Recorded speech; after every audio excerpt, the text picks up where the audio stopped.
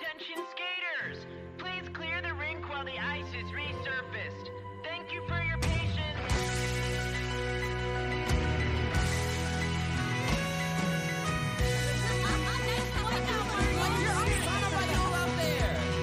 It's Saturday night at Skater Planet. The Zambonis on the ice.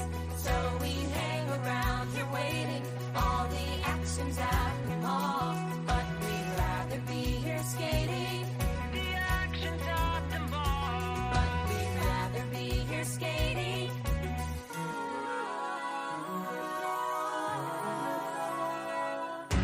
In New Jersey. Hello, all theater lovers, both out and proud and on the DL. Welcome back to Broadway Breakdown, a podcast discussing the history and legacy of American theater's most exclusive address, Broadway. This series is called The Big Move, and it is covering shows that had such success off-Broadway, they just had to move to the Great White Way and try some luck over there. I am your host, Matt Koplik, the least famous and most opinionated of the Broadway podcast hosts, and with me today is a returning guest of the podcast. You know him. Some of you love him. A lot of you requested his return for some reason. He's still confused as to why, but we'll see how this goes. Peter Koplik, a.k.a. my father, a.k.a. Boo Boo, but only I get to call him that. Hi, Boo Boo. Wonders never cease. Wonders never cease. How are you today, dear? I'm fine. Uh-huh. Looking forward to talking about our subject matter for the day. Which is? Kimberly Akimbo. Yes, you saw it for the first time. So we were recording this on Monday, March 20th. You saw it for the very first time this past Thursday. First and only. Only so far. You'll be coming back to New York. You don't know what I'm going to drag you to when you're here. It's a world of opportunity. That's one of the themes of the show. So let's get into it then. This is your history with Kimberly Akimbo. You just saw it the one time on Thursday. Yeah. You listened to the cast recording this weekend. I made you. Well, that's a good thing I did because, as you know, my hearing is defective, and the cast recording enabled me to understand and digest the lyrics a lot better than when I saw it live. But there were a lot of differences in how I reacted to it when I listened to it only, as opposed to seeing it live. It's both a blessing and a curse. Sure. Well, I'm glad you could get a better listen to the lyrics, because I think the lyrics are great.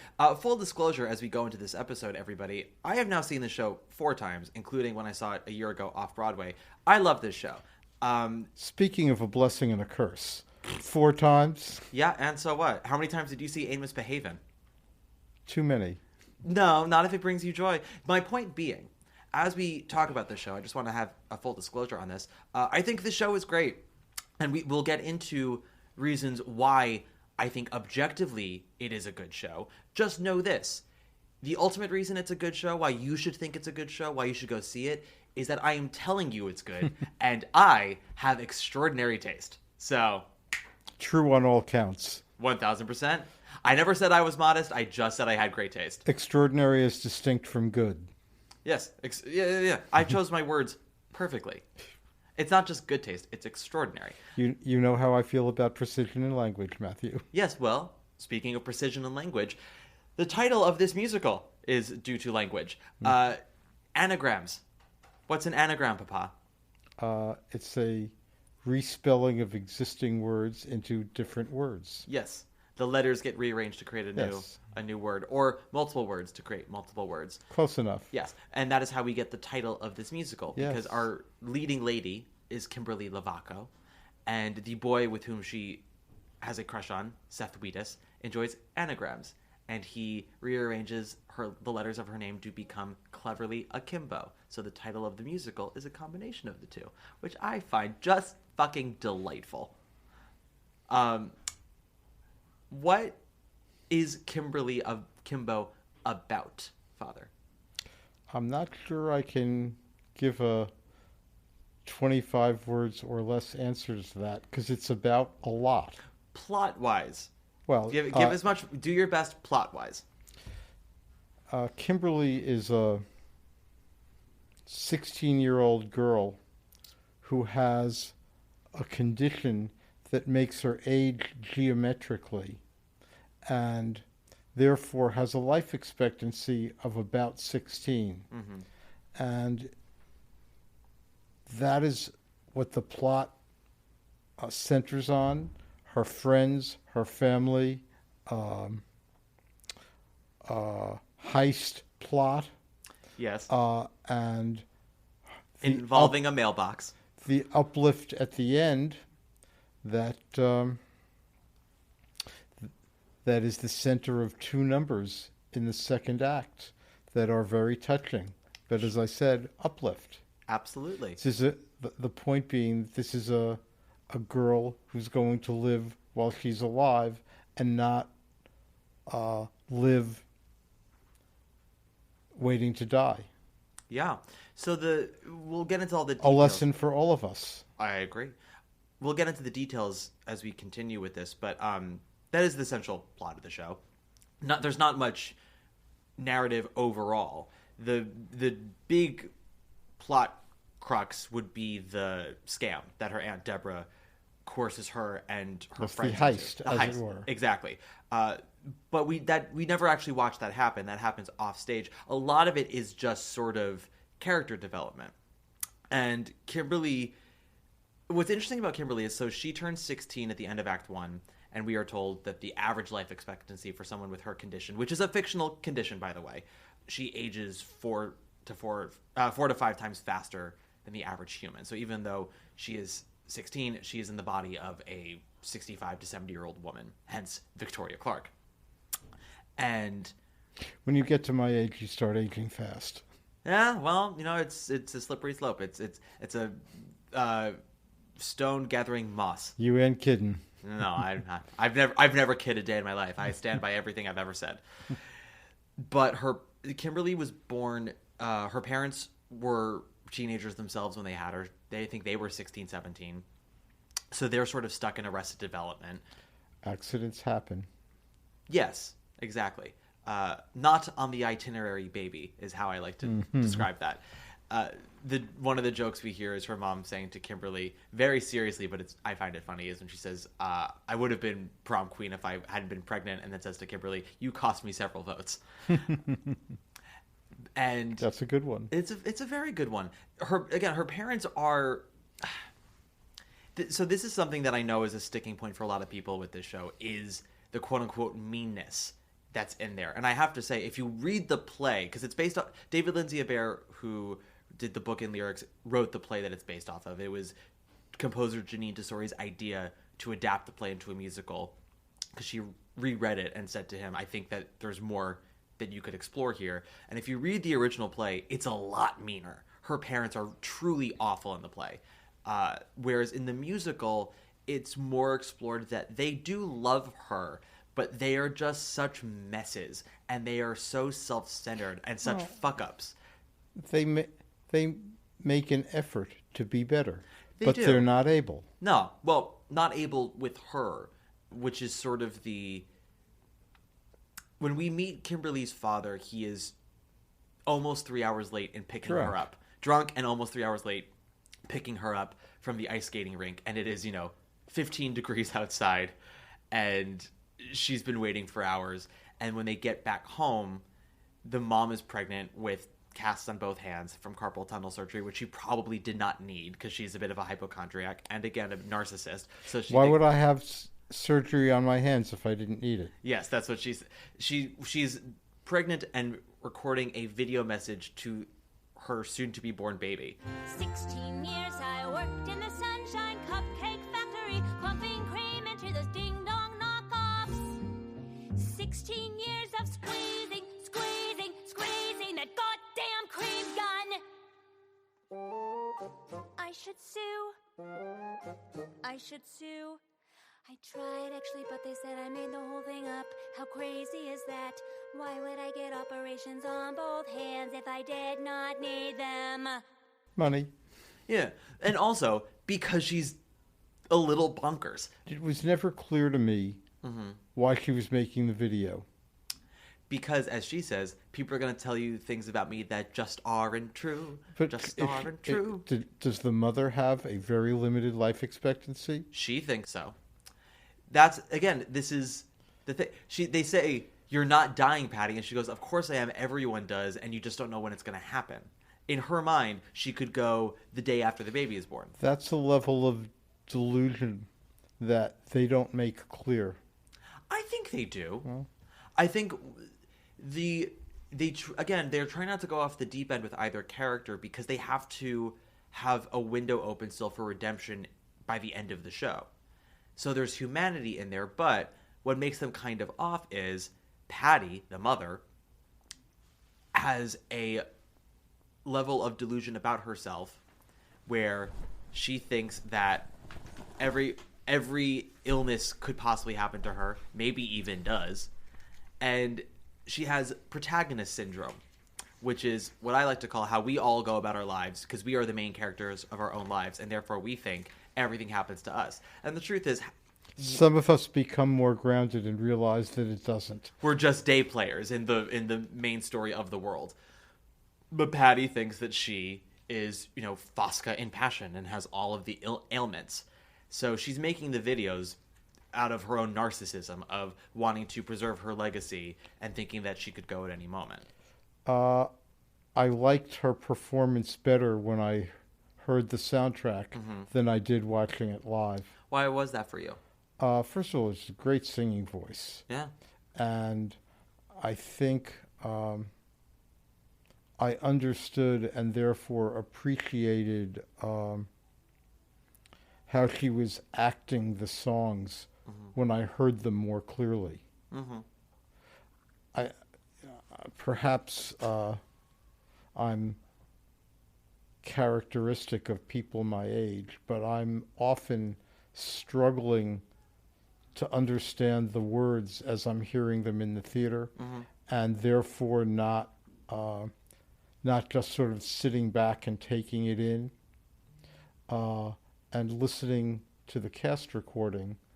I'm sort of absorbing it more and hearing what's being said instead of sort of focusing to get it. I thought she was terrific, and as I said, appreciated her more the second time. Yeah, well, I think that's absolutely fair. And I will say for myself, again, as someone, so... Are you saying that your father, unlike life, is fair? No. No. I'm in this case. In this moment in time, in this room that we are in, which, by the way, everyone, last time my father was on the podcast, we recorded via FaceTime on opposite sides of the country. This time we're in the same room. So you get to hear our camaraderie and our banter in real time. It's wonderful. Isn't it, Papa? There was no compensation for the flight to New York. Compensation? Who do you think I am? What podcast do you think you're on? What network do you think this is? Sadly, I'm quite aware. Yeah, this is not Dax Shepard, armchair expert. How dare you? I much as I would love to be, I am not married to Kristen Bell. But no, what I was going to say was, I saw the show at the Atlantic Theater Company, hence why it's on this series that we are doing. Yeah. It's also a Janine and it's a Janine Tesori musical, and we did Tesori last season, 2 seasons ago. We did Tesori 2 seasons ago, so it matches two things up. At the Atlantic, I thought it was really delightful. It was still a little mean-spirited downtown, a little more so than it is now, and it wasn't quite as tight. I think they shaved off about like 5 to 10 minutes between off-Broadway and Broadway, and it was just like...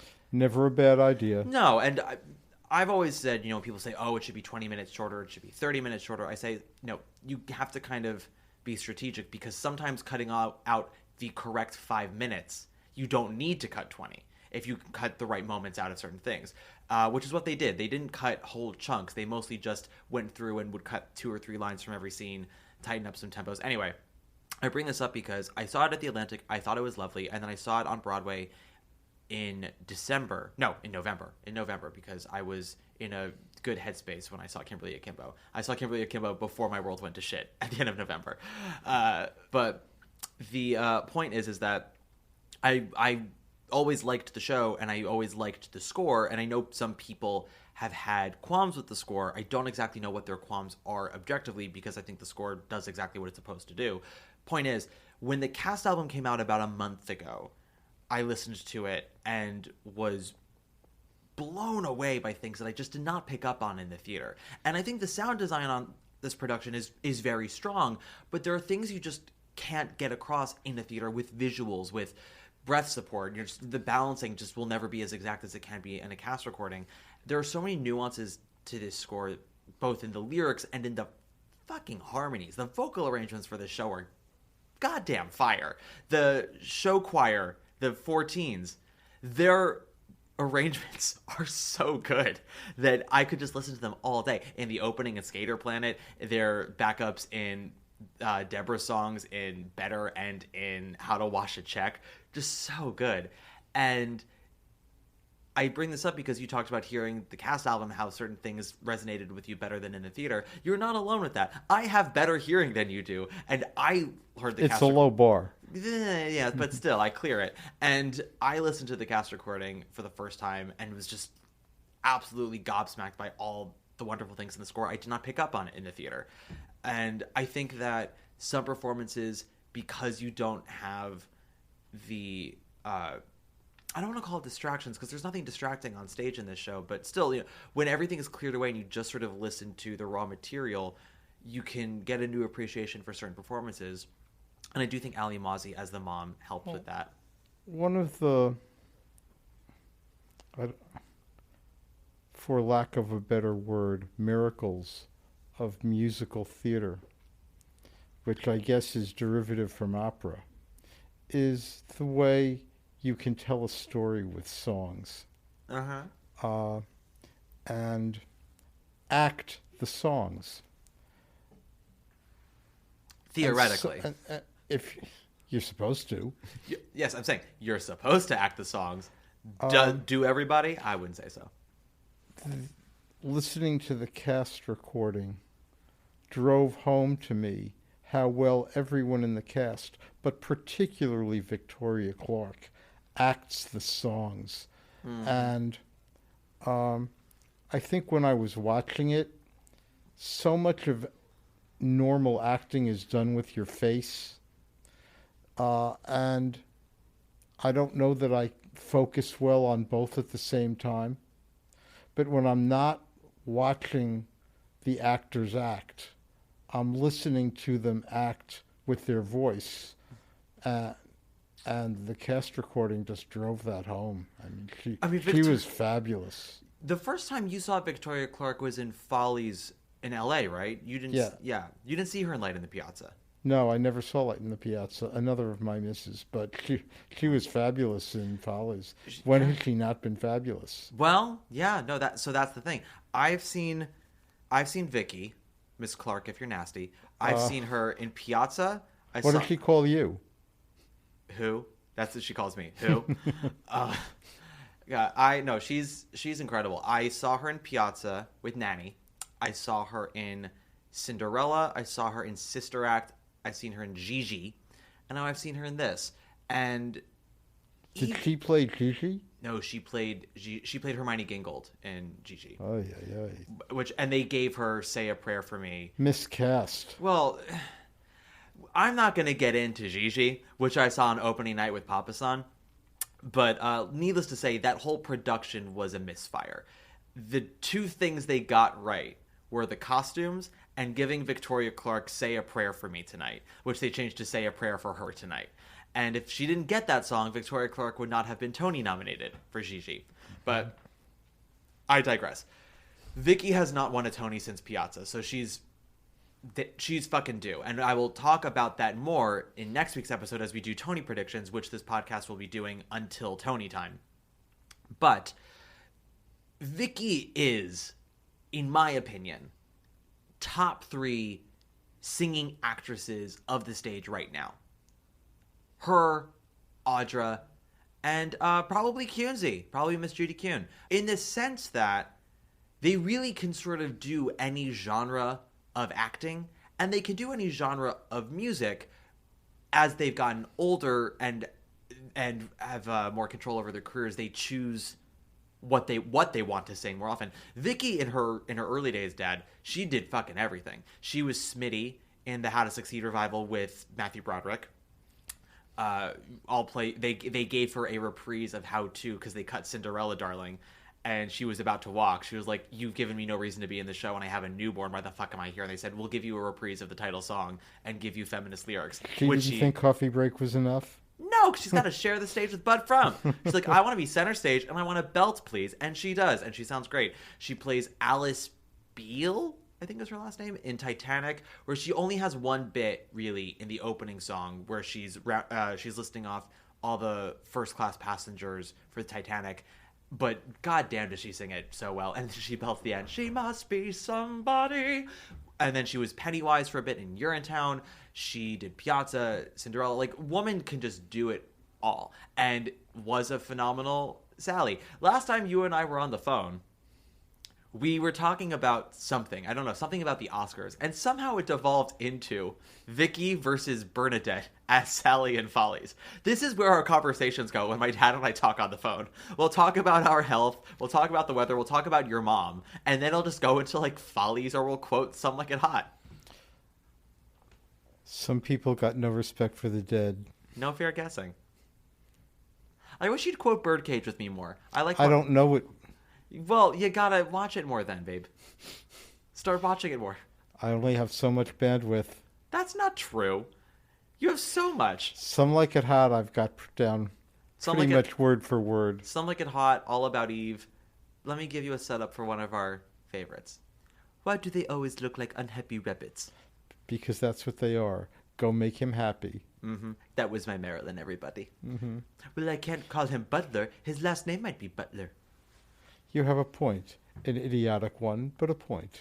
This is where we're at. Oh, before we continue, let's take a break. Really, I beg to differ with you. How do you mean? You're the top. Yeah? You're an arrow collar. You're the top. You're a Coolidge dollar. You're the nimble tread of the feet. And we're back. I don't know if you know this, Papa, but I'm on a network now, which means we have advertisers, which means I have to take breaks in this podcast. Hopefully your network doesn't go down as much as mine does. Fingers crossed. We were talking about Vicky. We're talking about Miss Victoria Clark. So As opposed to Bernadette. as opposed to Bernadette in Follies, which we could go into if you want, but we don't have to. You saw Been her there, done that. saw her in Follies. That was your first time seeing her. Were you aware of her before seeing I was aware of her, but I Never- hadn't seen her. Yeah. And you enjoyed her in Follies. She was great. Yeah. She was well cast. Yeah. As you said, she can probably do anything, and she can sing the hell out of anything and act it, which Follies really calls for. Yeah. And you had mentioned earlier, which I was throwing shade at before, theoretically speaking, in a musical, you should be acting through your song, not just singing it.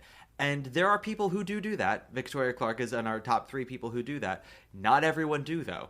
There are many a Broadway show I could point you to and say, see that robot over there? They are not acting. But we're not here to throw anyone under the bus yet. What was your take on Vicky in Kimberly when you were watching it versus when you were listening to her? I was watching her face and her body language and her mannerisms more than absorbing her singing. I think she would probably be very pleased to hear that. Because if you focus just on the voice, do you have contact information for her? I'm happy to pass it on. I am very, very well connected, sir. I know everyone. Do I talk to everyone? No, because some people are assholes. No, but she's an actress, and I would like to make her happy. I mean, she's very happy on her own. I don't think she needs me to be happy. No, but if I can throw another log on the fire. That bitch is living her best life. She doesn't need either of us to make her happy. But I have read her chapter in Nothing Like a Dame. She wanted to be a director. That's how she got into this business. Was she was trying to become a director. She's always acted, but she became a Broadway actress by accident. She was in the directing program, I think at NYU, maybe, and I'm mixing up all the historical information, so apologies everybody, but essentially she was in a directing program And they would work a lot with the songwriting program, and she was one of the few singers of the directing class. So whenever the songwriters had material, she would get up and perform it. And one of the songwriters was working on Sunday in the Park with George on Broadway, and they were casting a swing in the show. And they were like, Vicky, go in. And she did, booked it, and from there on just started performing more. She was on the tour of Cats and Les Mis, and she was offered, I believe, the resident director or associate director position for Les Miserables, and ended up taking, I think, Guys and Dolls instead, where she understudied Faith Prince. And she doesn't regret... She could do either of those. Well, she in talked Guys and Dolls. She talked about Guys and Dolls. She was in the missionary group and understudied Adelaide, and went on for 2 weeks and said that it was difficult because Nathan Lane was not the most collaborative and gracious. Oh. Basically made her rehearse every day with management because she wasn't Faith Prince and wanted to get a Faith Prince performance out of her for the 2 weeks that she was on. And she resented that.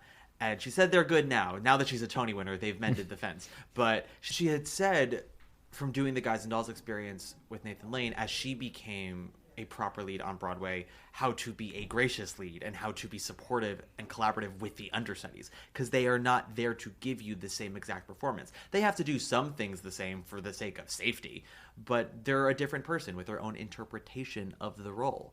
Most work lives give people examples of both how to behave and how not to behave, and hopefully one can learn from both of them.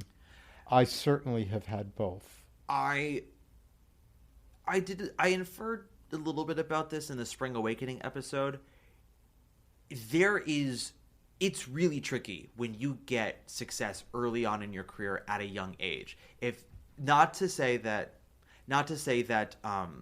everyone's got to struggle, but I have found that the performers and the creatives that took a while to blow up have the most level heads, because they not only did they work hard for it, but they were in positions before where they were not treated well. They saw what it was like. Exactly. In the same way that I think, first of all, everyone in high school and college should take one dance class to learn about movement and space management, about how to just be aware of your body. I think also in college, everyone needs to spend a semester working in a restaurant, because everyone's got to learn about how to be gracious to each other, and how some jobs may not be glamorous, but they require a lot of effort and hard work.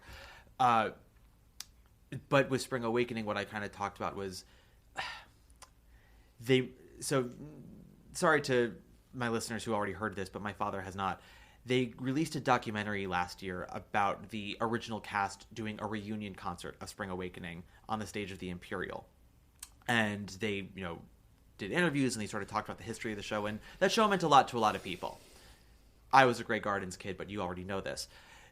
Jonathan Groff says at one point in the documentary, it's crazy, even though it took a little bit for the show to finally find its footing and find an audience, when it did blow up, the success of the show didn't go to anybody's head. And oh boy, did I shout bullshit at my TV screen when I watched that. Jonathan Groff is notoriously one of the loveliest people in this industry. Not a bad word has been said about him by anyone. However, it is absolutely Vaseline on the lens of your memory to say that it didn't affect everyone, because, bitch, I was there. I actually knew some of those people at the time. I knew people who knew other people in that cast. And I don't care who you are. When you're 19 and your face is on a billboard in Times Square and you've got hundreds of people at the stage door every night telling you you're famous and an icon, it does something to you. What do you think happens to professional athletes who become worth hundreds of millions of dollars when they're 20 or 22 years old? What do you think happens to them? It messes them up. Yep. John Mulaney has a bit about this in one of his old stand-ups. But I could say it messes some of them up. It does not happen to everybody. Well, I'm not saying this necessarily as a dig to There's anybody. A famous case right now where a guy who plays in the NBA just was suspended, and it's a horror show. I'm sure. And he's a spectacular, great player who's very close to destroying his life by making a TikTok video of himself in a nightclub brandishing a gun. That's a choice for sure. Victoria Clark will never do that, and that's why we love her. But young, rich, or Yeah. famous people, it does something to their brain. John Mulaney had a bit in an old stand-up where he had friends ask him about hosts of Saturday Night Live back when he was a writer. Because he was a writer when Mick Jagger was on the show. And they said, oh, is Mick Jagger nice? And he said, no. Or maybe he is for his version of nice. He goes, but he has been Mick Jagger for 50 years. That does something to you when you walk into a stadium of 20,000 people screaming your name like you're a god. Or 80,000. Or 80,000. And for decades, we're talking fucking decades, that man has been famous and wealthy and worshipped since he was a baby. And here we are. But I say this because someone like Victoria Clark, it's about the work, it's about respect, it's about collaboration, and that's why I love her. You know, Audra might be the only person on Broadway who got famous really young, very quickly, and it has not made her awful. But I think that's because she had her own struggles before Broadway with Juilliard that grounded her. But Audra McDonald burst onto the scene at 24, and immediately everyone was like, well, here we go. This is our next living legend. You know, there are illustrations you can cite on each side of this. Yeah. Jamie Lee Curtis has handled celebrity from a young age, really well grounded, productive, uses her celebrity for things that she thinks are worthwhile. Mm-hmm. And, you know, I don't know this woman, but as I said, I do. She seems grounded, to have common sense. At some level, Julie Andrews has done that.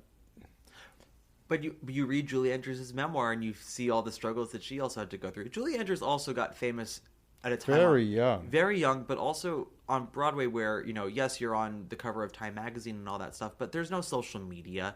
You're not... Also, she didn't get My Fair Lady, and that had to hurt. Sure, but then she got Mary Poppins at the same time. But think the men that Julie Andrews had to work with in her... Julie Andrews was also a woman in the entertainment industry and worked with some of the biggest shits. That you have to be tough and you have to be grounded. To work with Rex Harrison for 2.5 years, Richard Burton for 1.5 years, my God, the level of stamina you need. Correct me if I'm wrong, and we digress because we're supposed to be getting back talking to it, about don't worry. My sense, but you would probably know better than me, is that Richard Burton was nicer than Rex Harrison, but Richard Burton was a little more crazy. Richard Burton was nicer to her because she was successful by that point, and also because Richard Burton really desperately wanted to have sex with her. Rex Harrison... Who wouldn't? Sure, but that's beside the point. Who wouldn't? No, it's exactly the point. Who wouldn't? Who hasn't? Rex Harrison was mean to her until they went out of town. And that's also due to Rex Harrison's own insecurity about being in a musical. He was going out on a limb to be in a Broadway musical of a play that everyone said was unadaptable for the stage as a musical, with a leading lady who had quote-unquote never acted before. And by her own account, she was bad in rehearsal until Moss Hart shut down and taught her how to act. And it wasn't until they got out of town and the show was proven to be a success, and where she stepped up to the plate and sort of guided him through sits probes and shit like that, that he got nicer to her. I wish Moss Hart had been available when you were going to college. We could have hired him, and I could have saved 4 years of tuition. Sure. I mean, you know how to do this, but it could have been a lot faster and cheaper. He did it in a weekend. Yes, and Julie Andrews has an Oscar. I don't. We digress. We go back to Kimberly Akimbo. She's an EGOT, isn't she? No, because she doesn't have a Tony. Maybe it's a Lifetime Achievement Tony, but she doesn't have a competitive one. She did win a Tony for My Fair Lady? I believe she lost to Judy Holliday in Bells Are Ringing, which is a tough one to go up against. Bill? That's a star vehicle, and it was Judy fucking Holliday. Far be it for me to criticize the late, great Judy Holliday, but... Yeah. I don't remember who beat her when she did Camelot, but... She wasn't as good in Camelot. Camelot also just wasn't as good in general. Yeah. No one wins a Tony for singing The Lusty Month of May. You get nominated. You don't win. Although no Eliza Doolittle has won the Tony on Broadway or the Oscar for that matter. Poor Audrey. We digress. Kimberly Akimbo. With Victoria's performance, what I really appreciate, especially each time I watch it, is that I think with her body, she's able to convey the 16-year-old that Kimberly Lovato is. Exactly. She's using her body to be a girl. Yes. What I like about her voice, and also what I think the score is really smart to do, because I remember when the show was at the Atlantic Off-Broadway, and then when it was in previews, people would complain about the music, that they thought that the score should be transposed for Victoria so she could use her chest more because she wasn't sounding young. To which I say, her character is almost 16, but her body is 65. So I think the score is actually very smart in how Vicky uses her voice, in that there are times where you can hear the 16-year-old inflection, but she's still in older body. She's got to sound old sometimes. And I think that's very smart. Oh, but she doesn't sound 80, which is how old her body is. No, her body isn't 80. Her body is... What's the life expectancy? Whatever you say. So the scene she has with Seth Wheatus before Anagram, where they talk about her disease, because the whole reason they get together is they partner up for their bio class to do a presentation on a disease. And they decide to do her disease, which they never actually say the name of. And as he's fact-checking some stuff that he looked up about it, and, asking her... He asks her, how the chromosomes work. Okay, you get one chromosome from the mom, one from the dad. If both parents have it, there's always going to be a 25% chance that the child will have it. Which is important, y'all, because then there's a big reveal in Act 2. But the other thing he asks is, so when you were 8, you looked 32. She's like, and when you're 20, you'll look. She's like, I guess I'll look about 90. She goes, but the average life expectancy is 16. It's just an average, though, which is... one of those 64. Yeah. So even I can do the math. But God, every time she says it's just an average, that's one of the most heartbreaking lines in the show to me, because she doesn't say it with asking for pity. She's trying to sort of shrug it off, but 16 is fast approaching for her. But yeah, the idea is that she's in her mid 60s, and so there is a combination of having to both sound young and old that I think she does really well, and is really fucking hard to do. I haven't managed it. No, your essence is young. I don't get paid to do it though, so. This is true. Well, actually, no, I take that back. You've been an old soul since you were like 9, according to Grandma. Grandma has said that you were basically a middle-aged man in elementary school. Thank you. I don't think that's a diss. I have this image of you as a child, like dressing up in your jacket and tie for Riverdale, and walk like you're walking into work with a briefcase. That's how I view you. I don't think I've ever communicated to you what having a 4-year older brother was like. And the degree to which my personality was molded by that. Well, having a 4-year-old older brother who was Rick. That's the other thing. We're not gonna. No, what I'm saying is that the person matters just as much as all the other details, right? I have a sister who is 2.5 years older than me, and it's Laura. If it weren't Laura, the circumstances would be very different. Like if Sarah Davini were my 2.5-year older sister, it would be a very different dynamic.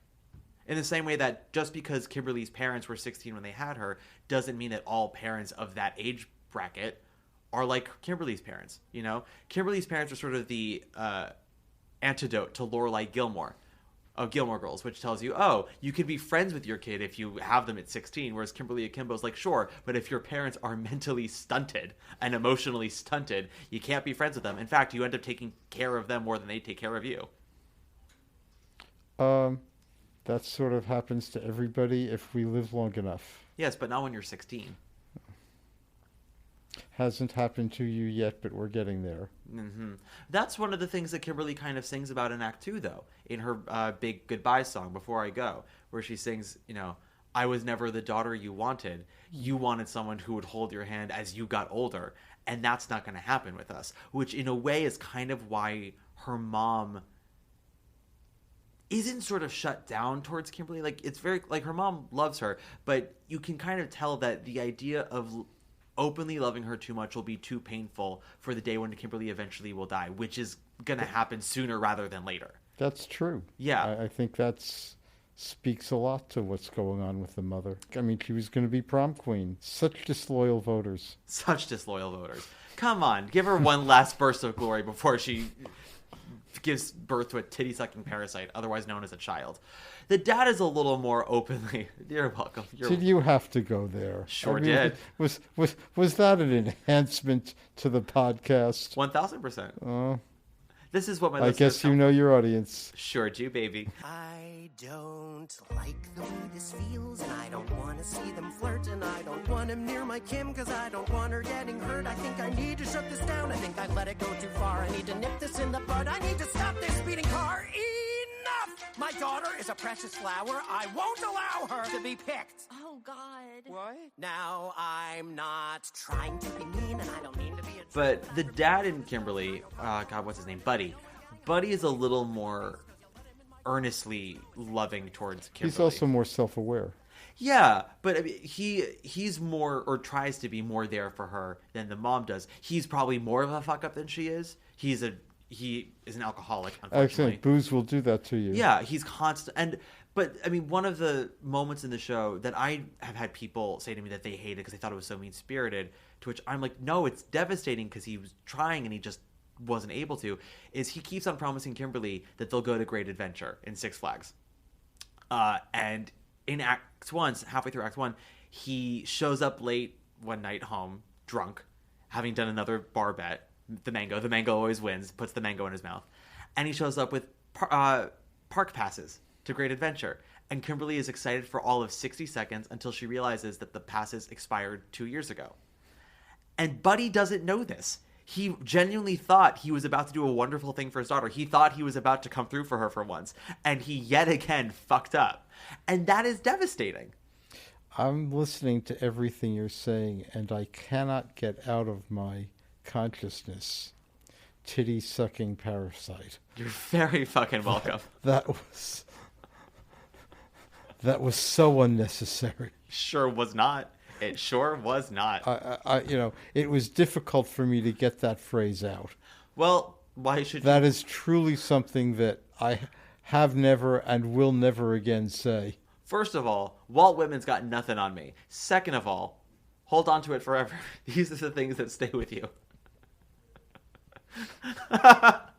My father is holding on to his diaphragm because he cannot contain himself. I have ruined my father. Ladies and gentlemen, this is the end of Peter Koplik as we know it. Matthew's mission is accomplished and his work is done. There's nothing left that he needs to do. You're very welcome. Aren't you so glad that I'm your son? Of course I am.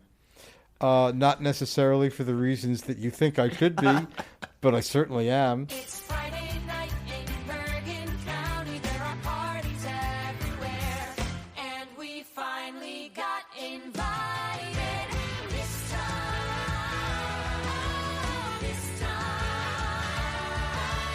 This time, a better life begins. It's Friday night. Listening to the cast album, were there any songs that stuck out to you in particular? Yes. In a word. Now. Mm-hmm. Before I go. The last three songs in general? This time. This time makes me cry every single performance that I see of it. That's it. Those were the only songs that made an impact on you? No, you said, were there any? And I said, here are three. Okay. So, let's talk about this time for a quick second. Act 1, as we get towards the end of Act 1, Kimberly's... It's actually evocative of the song in Cabaret. Maybe this time. Yeah, well, they share two words. So, I won't say it's the same song with a different melody, but... I mean, well, actually, no. It's the same thing. There's literally the lyric in the song this time. Maybe this time. Maybe this time. Maybe this time. As we get towards the end of Act 1, Kimberly's Aunt Deborah has implied that she's got a scheme that she would like to get Kimberly's help on. Kimberly says no. and her parents both don't acknowledge her birthday. Her mom just flat out doesn't acknowledge it. I think it's too painful for her, whereas her father fully just forgets. And I love how the song begins because they reference moments earlier in the show when her father says, "Do you remember what you said? How you hated me, wished I was dead, that my car would go off the road and it would explode?" Well, I thought to myself, that can't be good for a daughter to say. I think that's so funny.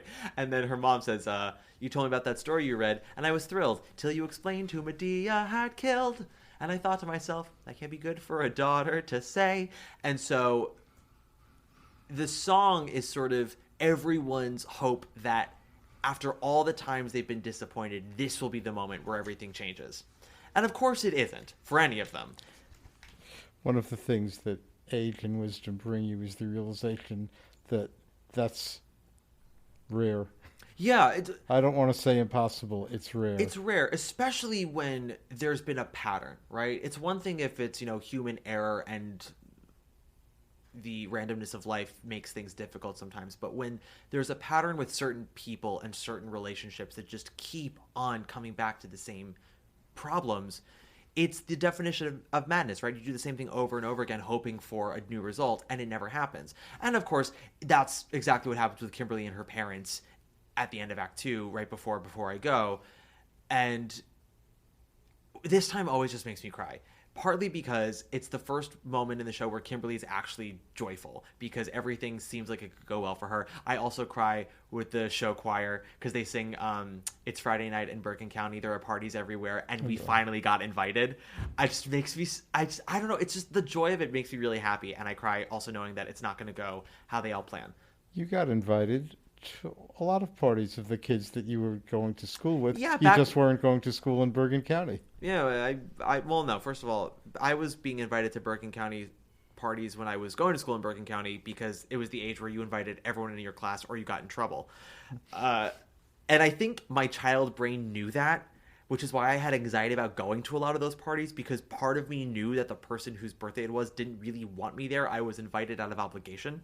There were people who invited me because they wanted me there, and I had better times at those parties. With the benefit of hindsight, are you able, do you think, to determine accurately which party was which? Oh, yeah. And you think you knew at the time accurately? I don't think I knew that's what it was I was feeling. I don't think I could pinpoint that that's what the anxiety was. But I have a distinct memory of going to a party, I think it was third grade, and you were driving me, and it was at it was like the Taekwondo place in Tenafly, and I wouldn't get out of the car. I started having a panic attack, and I think inherently I knew, even though I couldn't understand it at the time because I was young, I knew that the person whose party it was didn't really want me there, and I did not feel comfortable going. Think of how much money I could have saved if I realized this stuff. Think how much money we all could save if we started getting our children to therapy younger and being able to properly express their emotions. Understand what was going on. Yeah.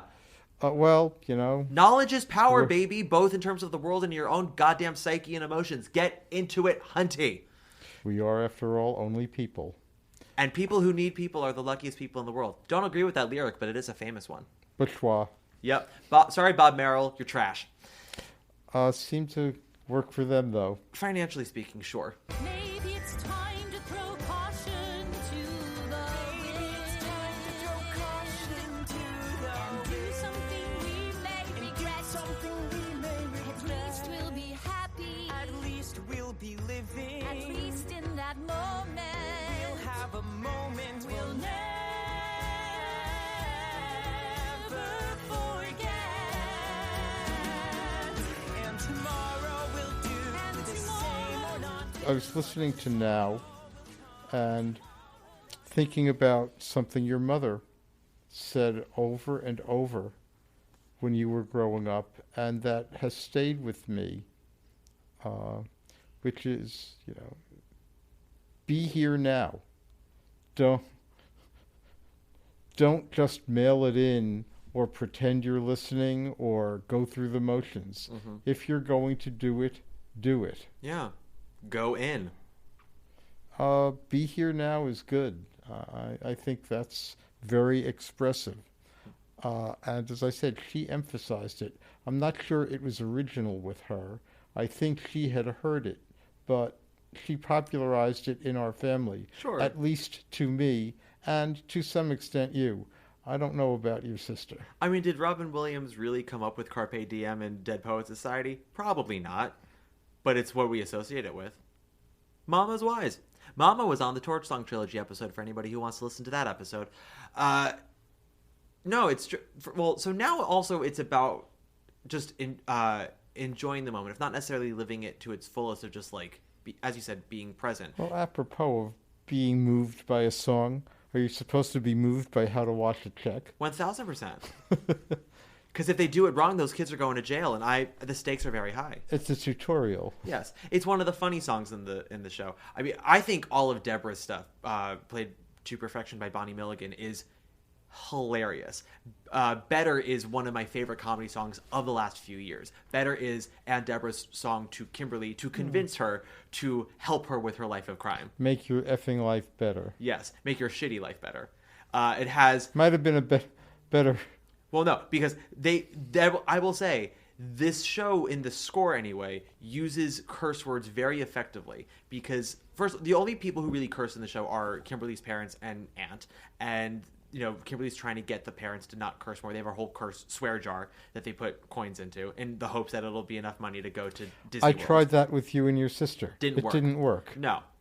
Although I think... Particularly didn't work with your sister. Well, she works in finance, so... If you don't have a shitty vocabulary, you're not taken seriously. We've all seen Wolf of Wall Street, or parts of it. And with Deborah, with Better, it's mostly just the word shitty. She just says shitty a lot. She uses fuck once. And it is in perhaps my favorite lyric of the whole show. After she has told Kimberly about the Greek man who was possibly gay, who needed a green card, so they got married, and now he's dead, supposedly. The old woman who was legally blind and thought that she was her daughter and so gave her all of her precious jewelry. And Kimberly says, "This is your advice? Taking advantage of sick old ladies?" No! Not just them. Not just them. This is so good. And then starts off with When Life Gives You Lemons. Hey, hey,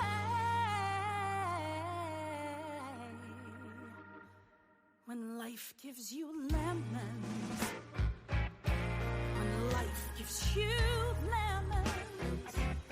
And now, Father, what is the normal motto for When Life Gives You Lemons? What do we usually say? You're supposed to say, make lemonade. However... She does not say that. And they build up to it. They do it. They repeat it a couple times. They really build up to it. You gotta go out. You gotta go out and steal some apples, 'cause who the fuck wants a lemon?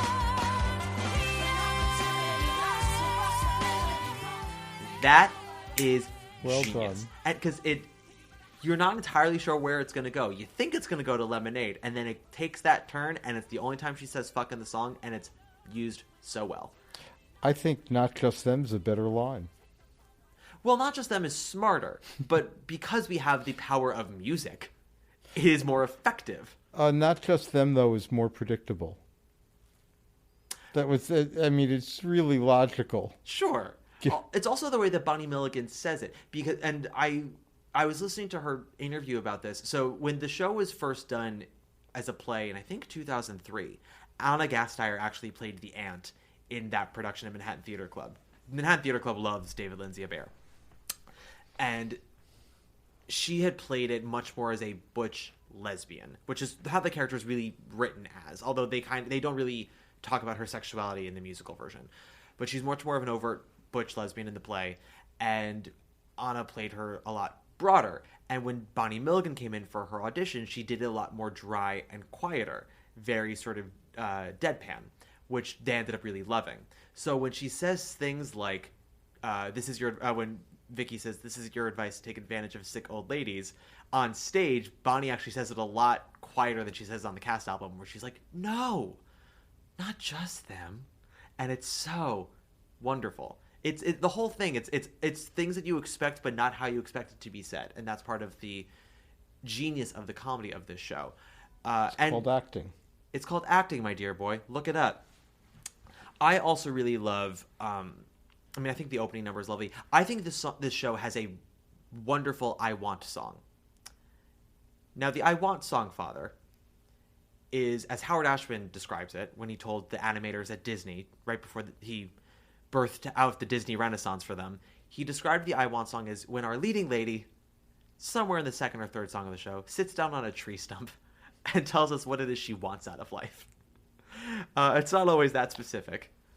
He was, in this case, legs. Yes, he was mixing shows. He was mixing My Fair Lady with Brigadoon. He was saying when Eliza Doolittle sits on a tree stump and tells us she wants a room somewhere. And turns into Ariel. Yes, that becomes, Part of Your World, which is, if not the best I Want song, I think it is. But if we can disagree on if it's the best, it's certainly the most iconic, the most world-renowned. It is pretty iconic. But anyway, he says it's when our leading lady tells us what she wants. And the song in Kimberly Akimbo that is the I Want song is called Make a Wish. And it is Kimberly writing to the Make-A-Wish Foundation of New Jersey. Because she is, technically speaking, dying. She is about to turn 16 years old with a disease that has a life expectancy of 16. And she's allowed to put in 3 wishes. And the song is structured with her first attempt at filling out the form, which she immediately erases because she's trying a little too hard. She's trying to be endearing, and she's making jokes that just aren't funny. Ha ha, smiley face. I don't want to cut you off. No, cut me off! No, it's, the good news is she gets one of her wishes. The bad news is it's the wrong one. It's the cheapest one, which she predicts. She says, you're like a genie. You ask for 3 wishes, but you only grant one of them. I guess I bet you pick whatever's cheapest. Ha ha, smiley face. Which she's right about. They pick a She made the mistake of following their rules. Yeah. She should have just given them one. Or gone for broke with all 3 wishes. So when she tries again, she does the song is then structured into 3 wishes. The first wish is, I wanna be a model for a day, a famous fashion muse in a black Dior cocktail dress and a pair of Jimmy Choos. I'll run from paparazzi and throw some diva fits, then hurry to a photo shoot with Annie Leibovitz.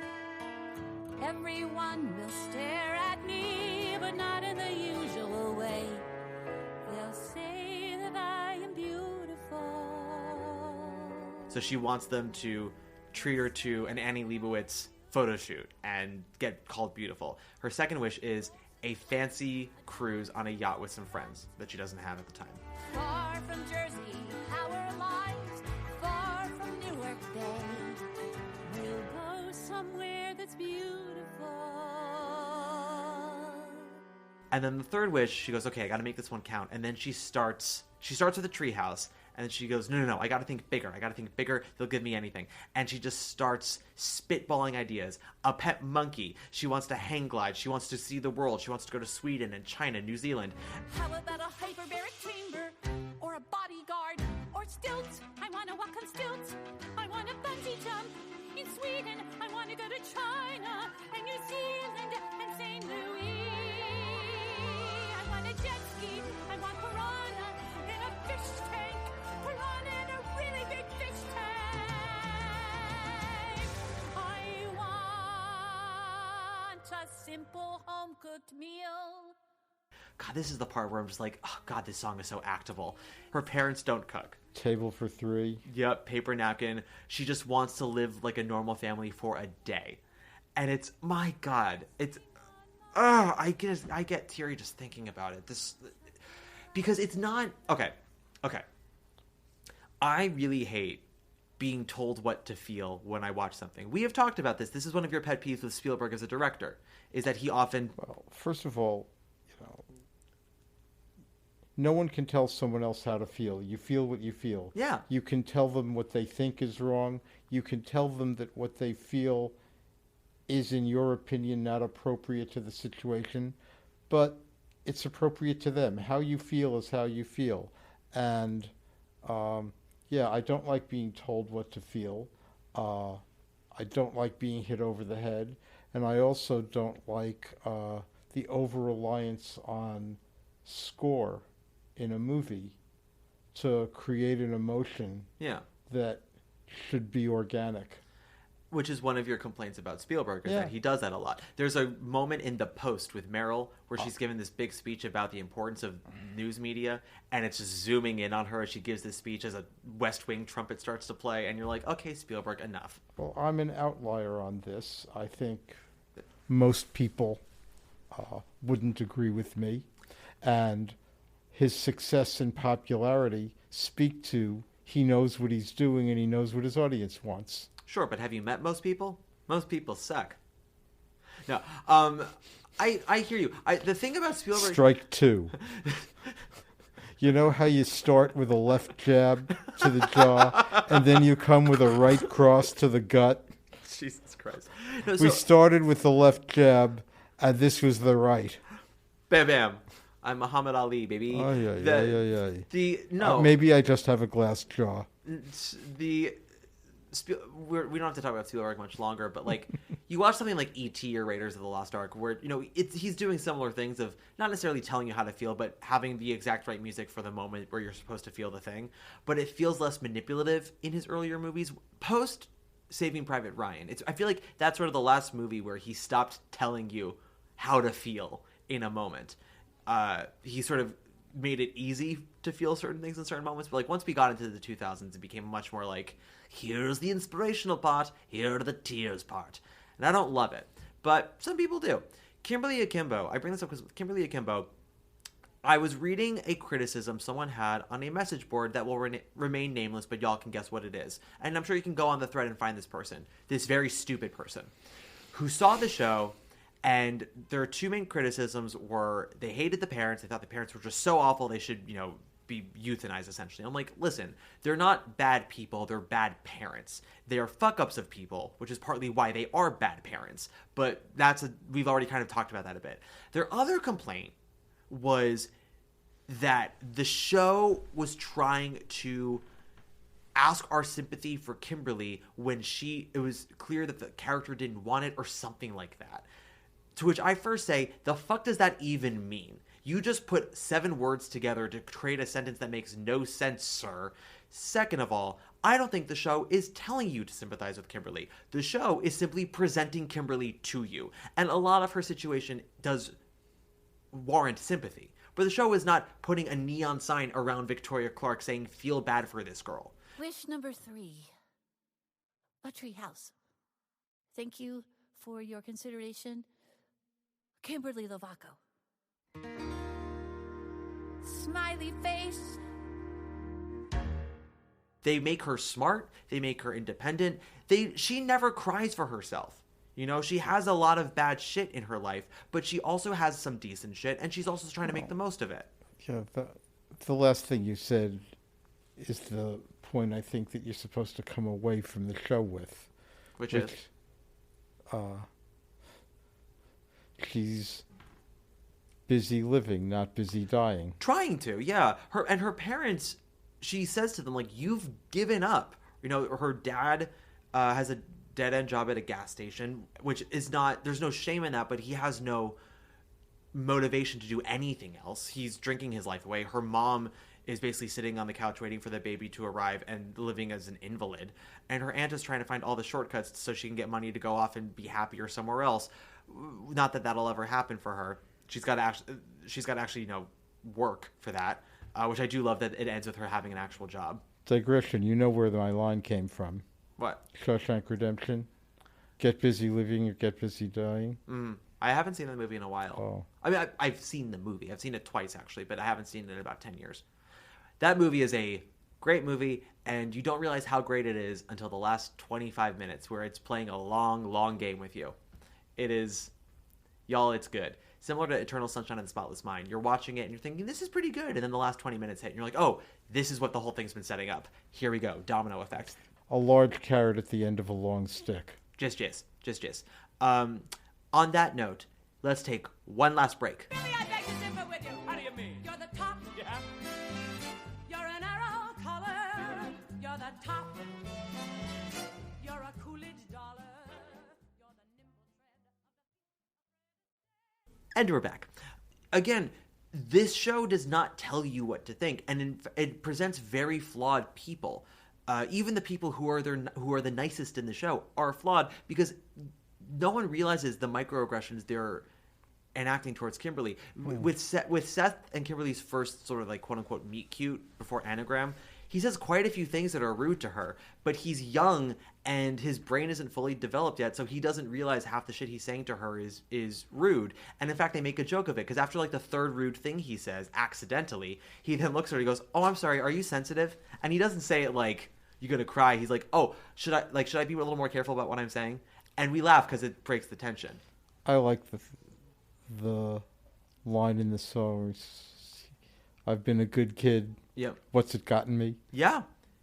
He's tried really hard to be good. I thought that's very real. Absolutely. Allie Gordon doesn't love that song. She thinks it's twice as long as it should be.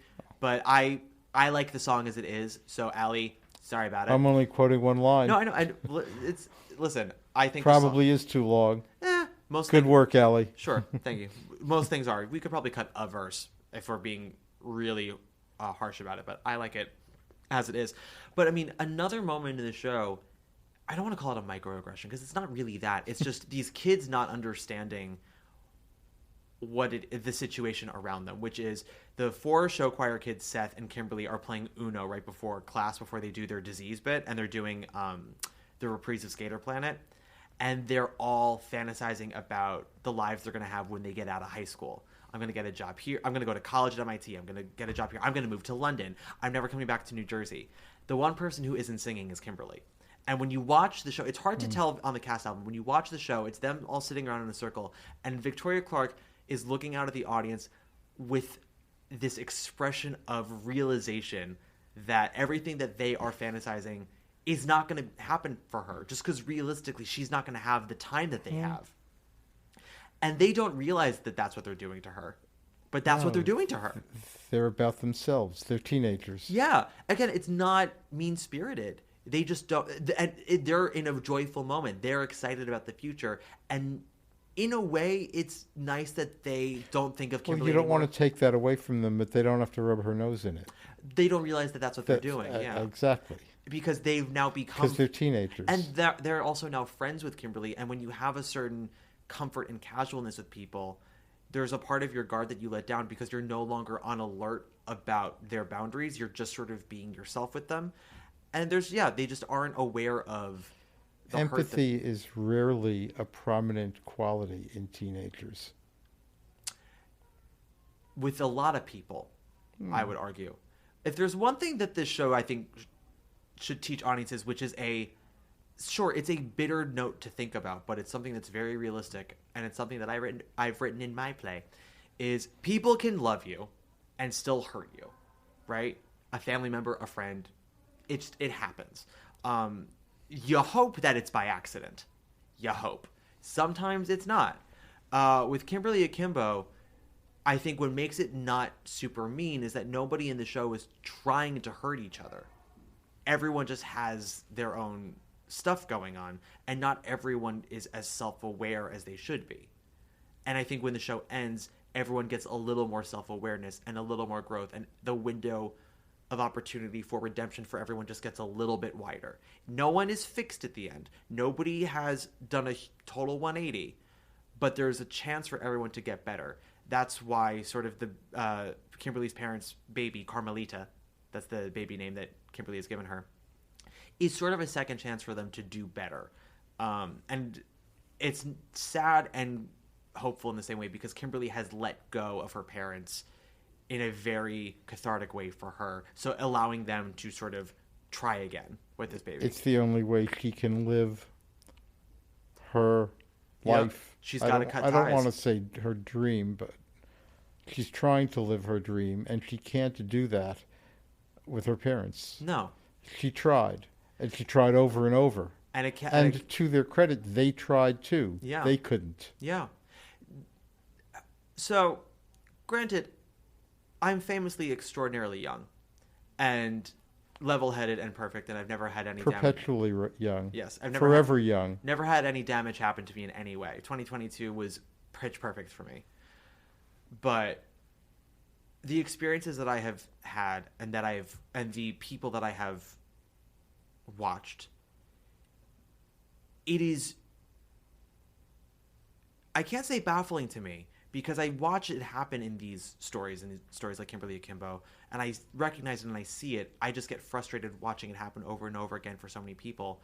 How many times people will hit themselves on the head with the hammer until they finally realize that they have to walk away. You know, whether that's a job, whether that's a partner, a family member, what have you. And the only thing that I've seen people regret when they do it is not doing it sooner. But you ask yourself, how many times before it's enough? And Kimberly is the one who finally cuts the ties, not her parents. People regret they didn't do it sooner. At the time they've concluded that it was the right thing to do. They didn't do it sooner because it was not clear to them. Sure. So, sure. You know, you're That's fair. second guessing your own judgment and your own experience at a time when you didn't necessarily have clarity. It's a time when you're saying to yourself, maybe this time. Well, I see it slightly differently. It's more the 80-20 rule of human relations. Is there a human relation that's 100 to 0? I've seen some that are 0 to 100.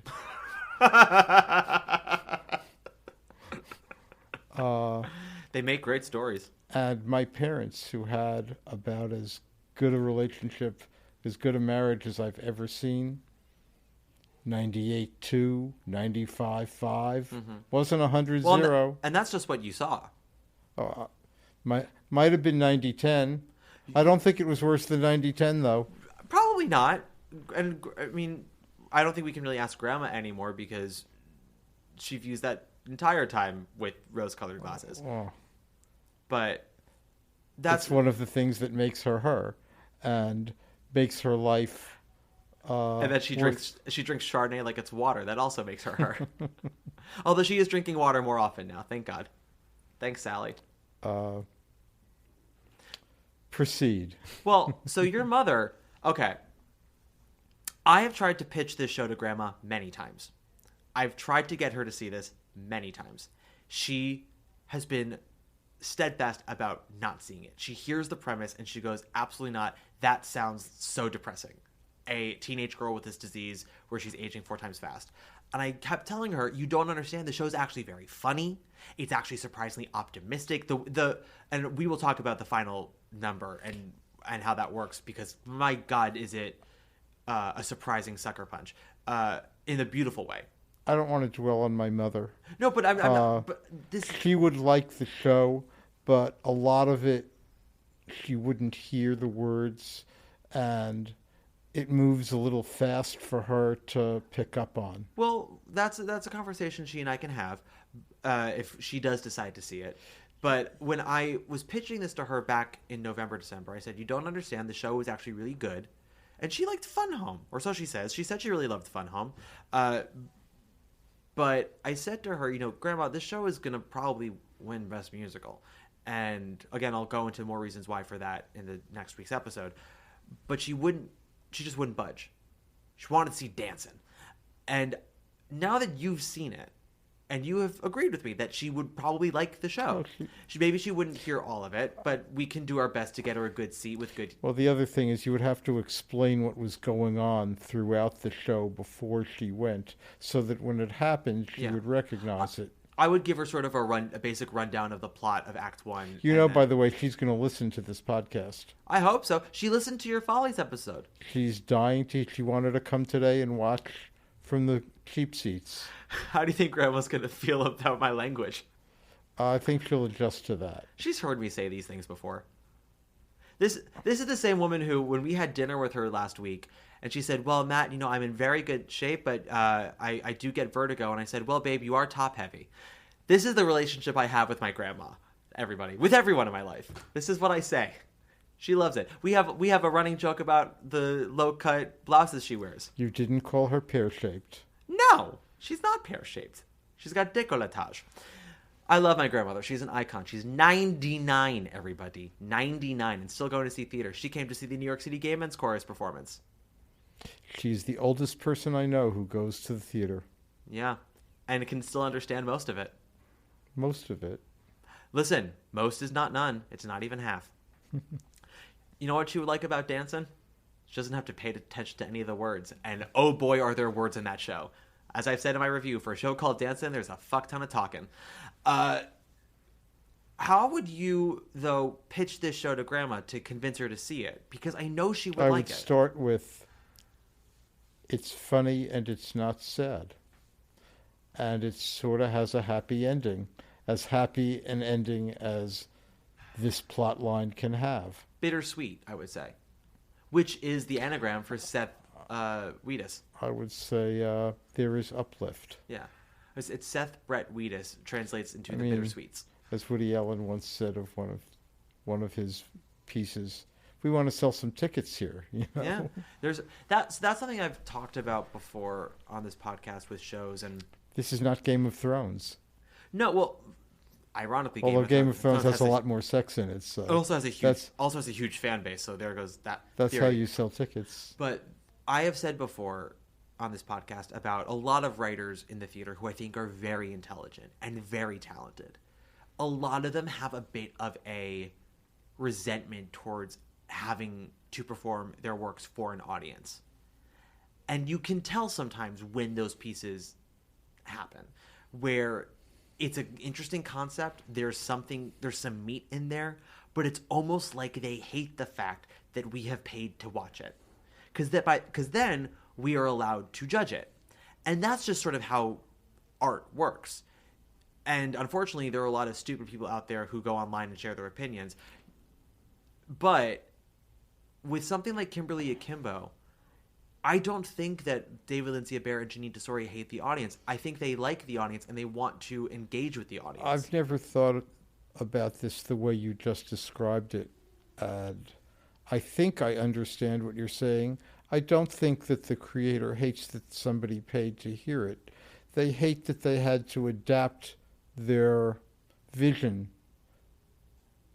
to suit an audience and make it work to an audience. Well, they want their vision purely presented to be appealing. Tell the listeners, not to mention lucrative. Tell the listeners about your inner monologue when you saw John Wood in Travesties back in the 70s. What the hell was that? Yeah, you watched it? And the other thing I said is, I'm a fairly literate, 23-year-old who's probably at the height of what has been increasingly deteriorating intellectual power.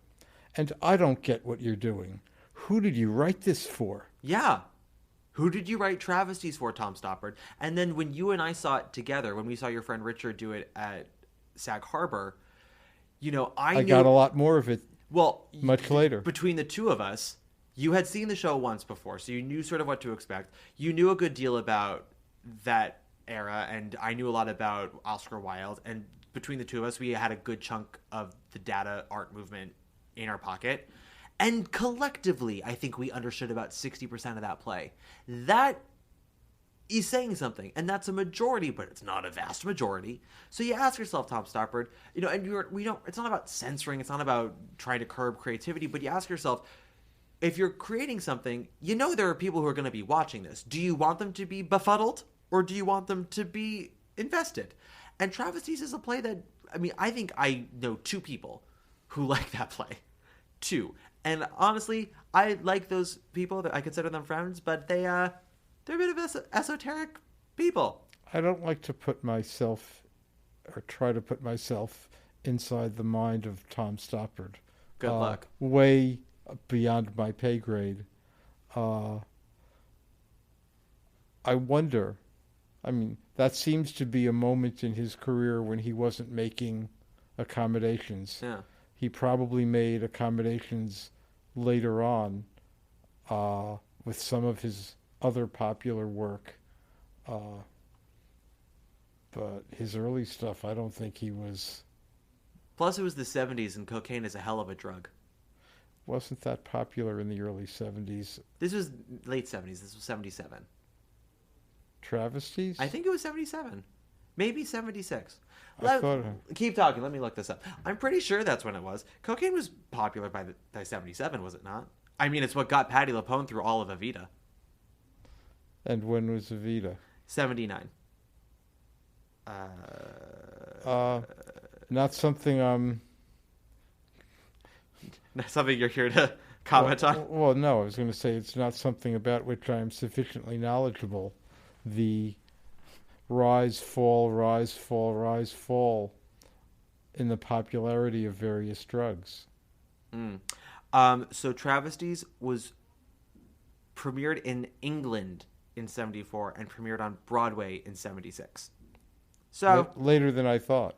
yeah, but I still had a few marbles left at that point. yeah, Coke was prominent in the 70s by that point, right? Not among people I knew, but Well, we should have gotten you in the theater community more. you weren't around then, Matt. It's true.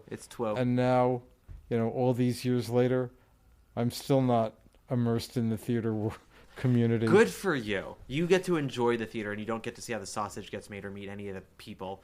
Because some of them are lovely, but some of them are bonkers. Is that supposed to make that community unique? What community isn't like that? Most communities are like that for sure. I worked in the movie business, emphasized business. Well, let's go into entertainment then. The And arts I industry. once asked a friend of mine who had a very successful and powerful position at a movie company.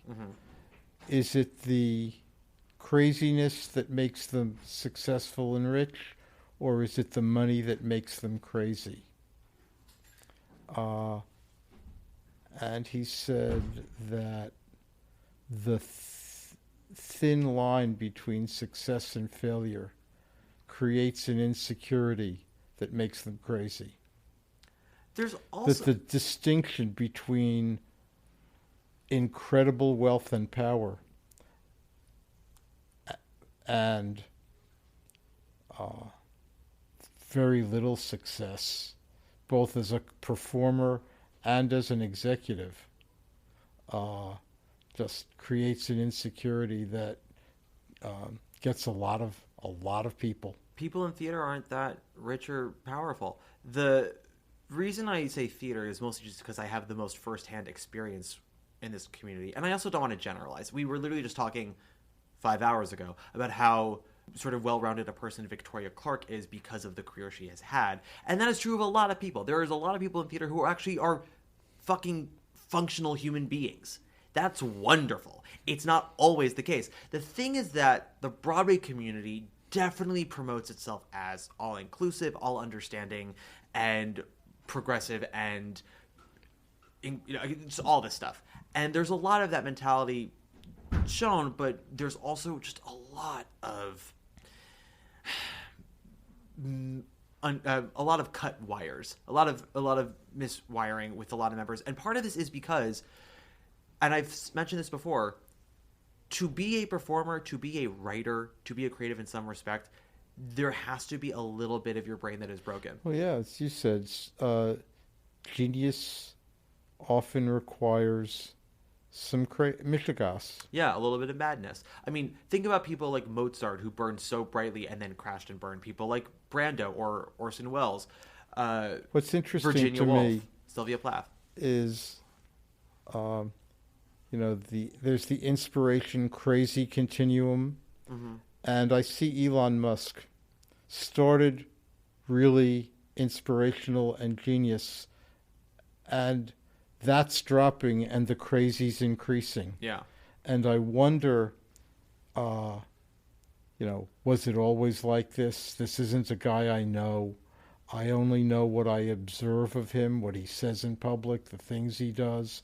But he seems to be pretty uncensored, and he may be a person that is in fact the way he appears to the world, in which case the crazy is way, way out of control. Well, that also comes from surrounding yourself with nothing but yes men for And, so many years. No I one to push back wonder against. if being the richest to the fifth richest guy in the world, Yeah. has messed him up.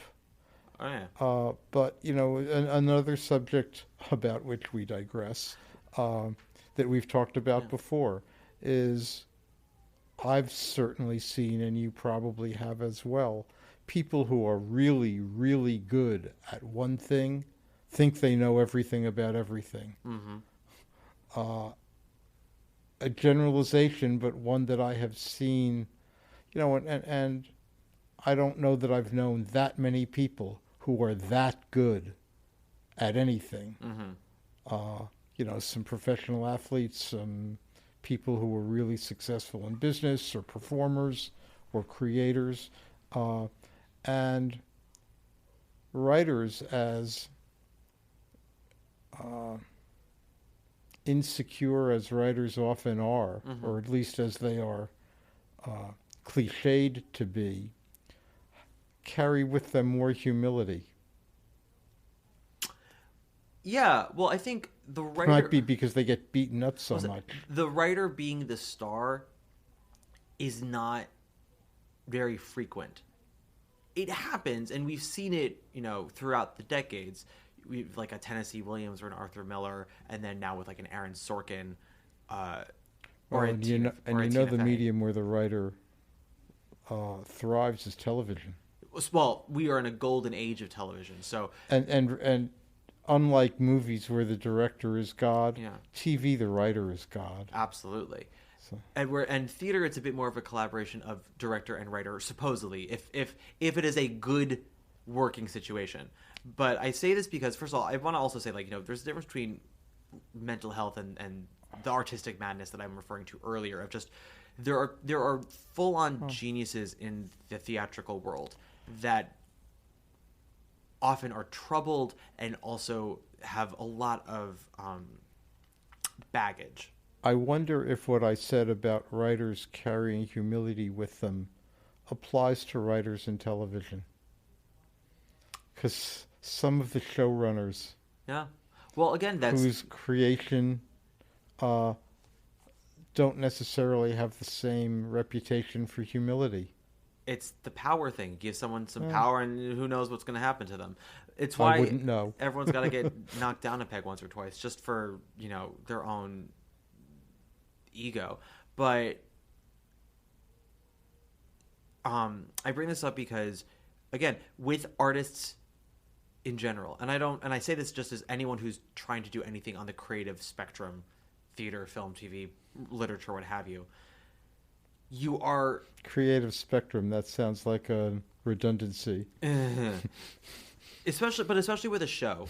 You are trying to capture a human experience 8 times a week for a specific amount of time with a very specific structure.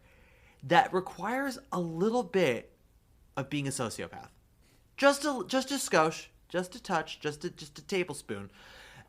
And there's really no... In order to really go for broke, and as my mother said, if you're going to do the thing, do the thing. If you're really going to try to... here now. If you're going to make the thing as good as you can, not just what's most marketable, not just what flatters your ego, surrounding yourself with yes men, really trying to make something special that can last beyond that moment, last beyond you.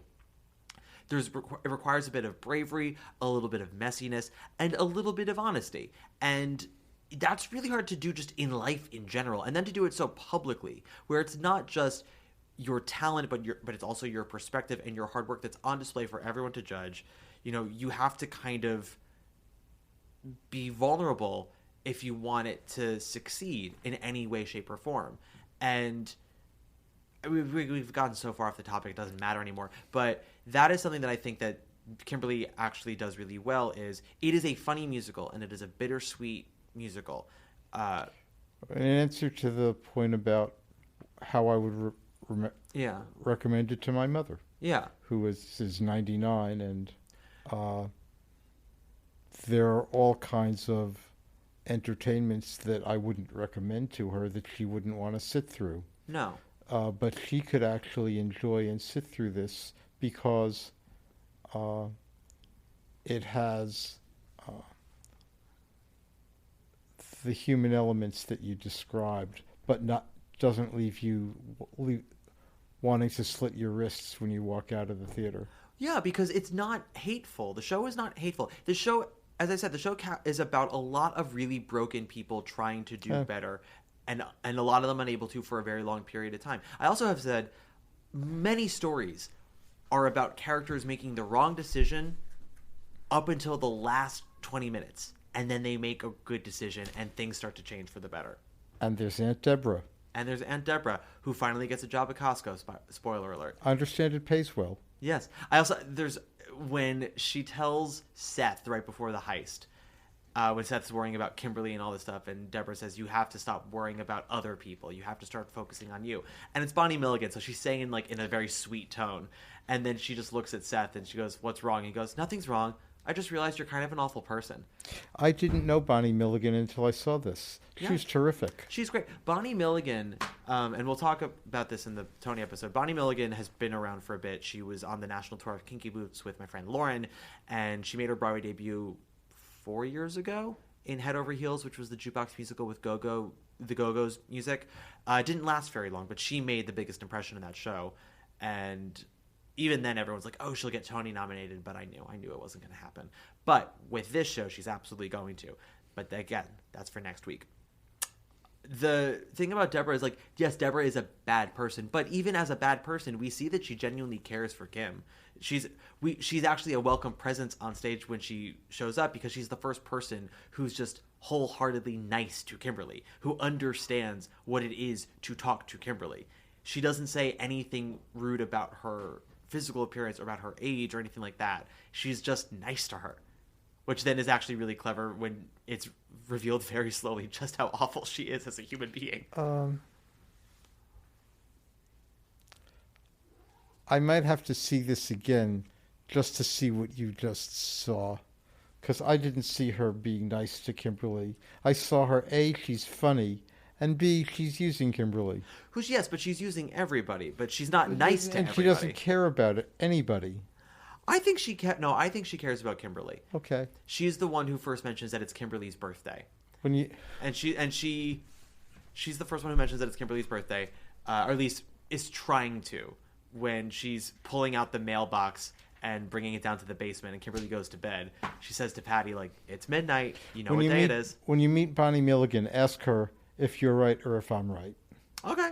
I mean, there's also what there chances are you might run across her. There's also what Bonnie thinks. There's what David Lindsay Bear thinks. I think that she does care about Kimberly. That doesn't negate the fact that Deborah's out for number one, which is Deborah. When the chips are down, if the Popo shows up, Deborah's on the lam. She's not defending Kimberly. But at the moment, the Popo's not there. She doesn't have to go to the slammer. So she cares about her. She's definitely the person she cares about the most in the show outside of Deborah. I think that's absolutely true. But also, caring about someone means not just caring about them when it's convenient. We're kind of splitting hairs. I don't think she cares about anybody but her. But I don't know her personally. She's never been mean to me. You think that there's the entire time she's working Kimberly, even when she's asking her about how school went and she's the only one who asks her about how the school presentation went about the disease? I think it's the little moments like that that show you that there is genuine affection for her, even if... I think it's the little moments like that that shows that she knows what she's doing and knows how to do it. Well, on this side of the room, we have a half-empty glass, and on the other side of the room, we have a half-full glass. I should reverse that. Talk about Story of Our Lives. Story of Our Lives. That's another Tesori musical. Okay. I'm going to grant us one more song to talk about, which is the finale. We could talk about the turn, which is the dinner scene. Then we take the turn in. Also, I got to say, in true Janine Tesori fashion, this score has multiple genres working. We've got 70s funk. We've got 1990s pop and indie. We've got She's Broadway. A genius. Janine Tesori? Yeah. Yeah. She is a true genius. She is the greatest. That is a word I do not throw around. No, she is the greatest living musical theater composer we have right now. When you compare the scores of Caroline or Change to Fun Home, to Violet, to Shrek, to Thoroughly Modern Millie, to this, it is absolutely bonkers that they all come from one person, and that person is Janine Tesori.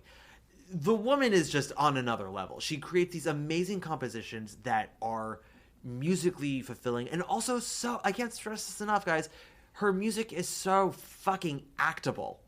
It is so actable.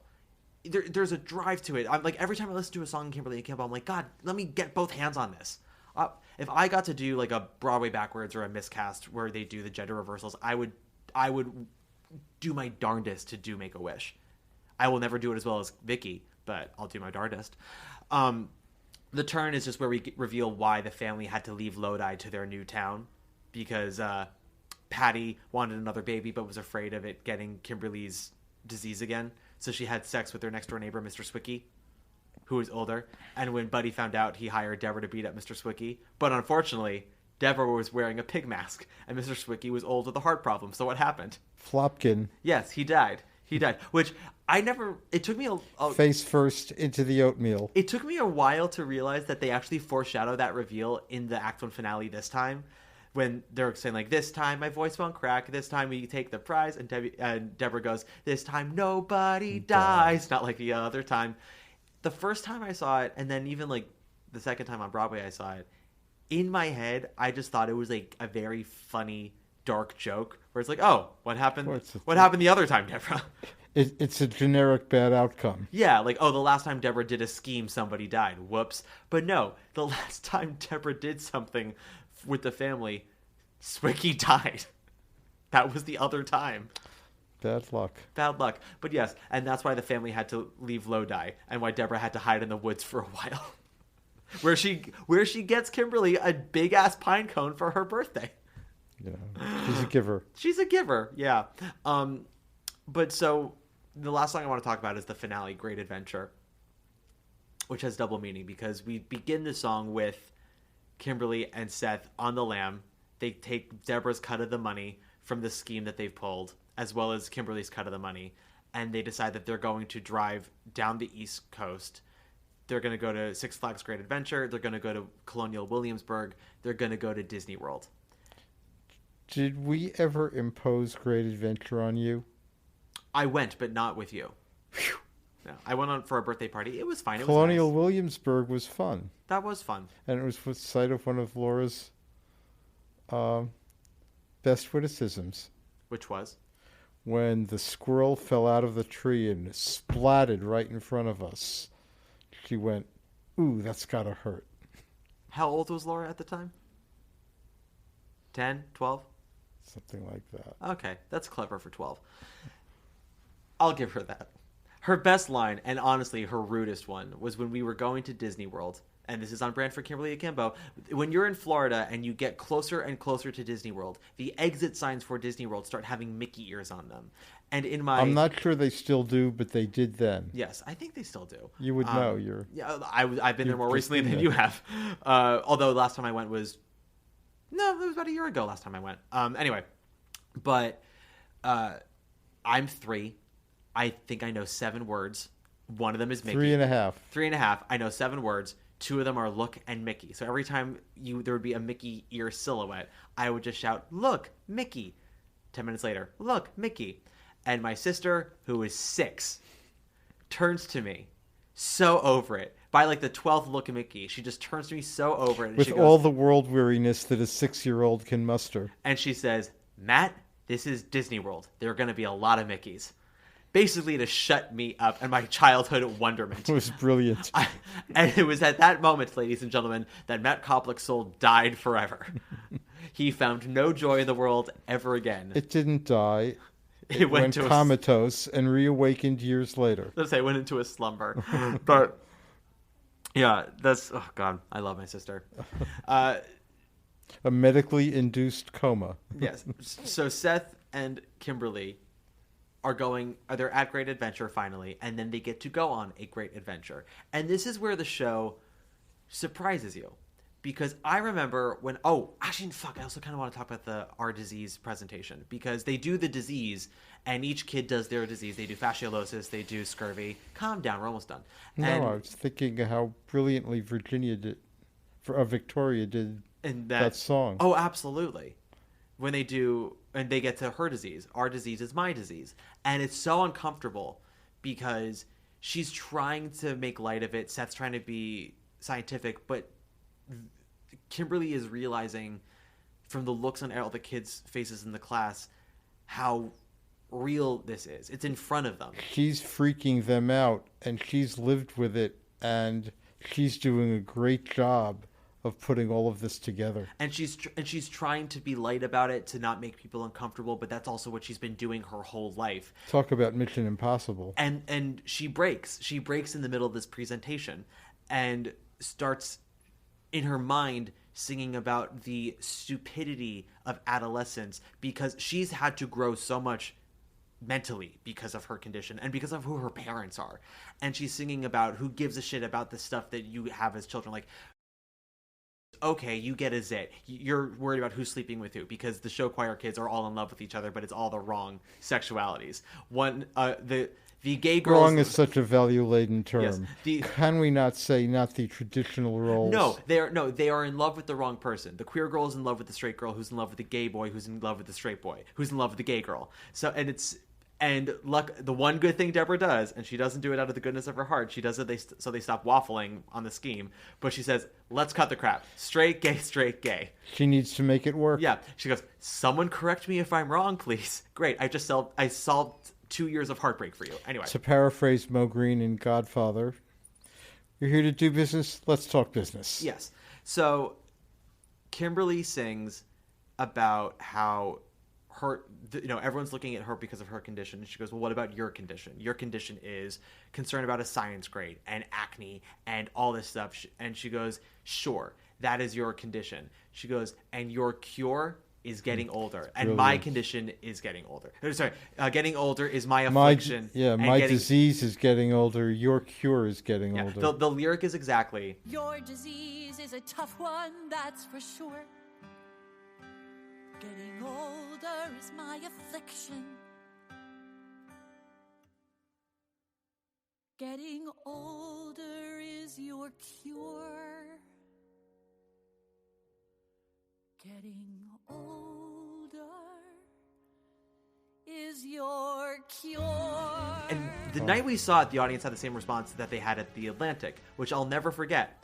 At the Atlantic Theater with Jane Kasmerick right in front of me, 7-time Emmy nominee Jane Kasmerick, when Vicky sang, getting older is my affliction, getting older is your cure, 200 people collectively just went, ah, because it's a great line. It's so true. And like, we've been living with this story at that point for so long that it just fucking hit you in the gut. It's one of the few moments I've had in a theater where the whole audience had the same response. There's another one in The Strange Loop, which if you've seen it, and we'll get to that episode down the line, when Usher does his gospel play for his mom, and it's, what it is, and he says to her, you wanted a gospel play, this is the only way I know how to write it. At Playwrights Horizons, 200 white people at a Sunday matinee just collectively went, ugh, because they all got it. We were all on the same page. It was beautiful. But yes, she has her breakdown and all that stuff, but and for the first time, she sort of freaks out and acknowledges the life expectancy. She goes, few people with my disease live longer than 16 years, and I just turned 16, so happy birthday. It's devastating. But now her mind frame is back to, if I have the time I have, I'm going to make the most of it. And she and Seth are now on the lam. They're at Great Adventure, and they're about to have their great adventure.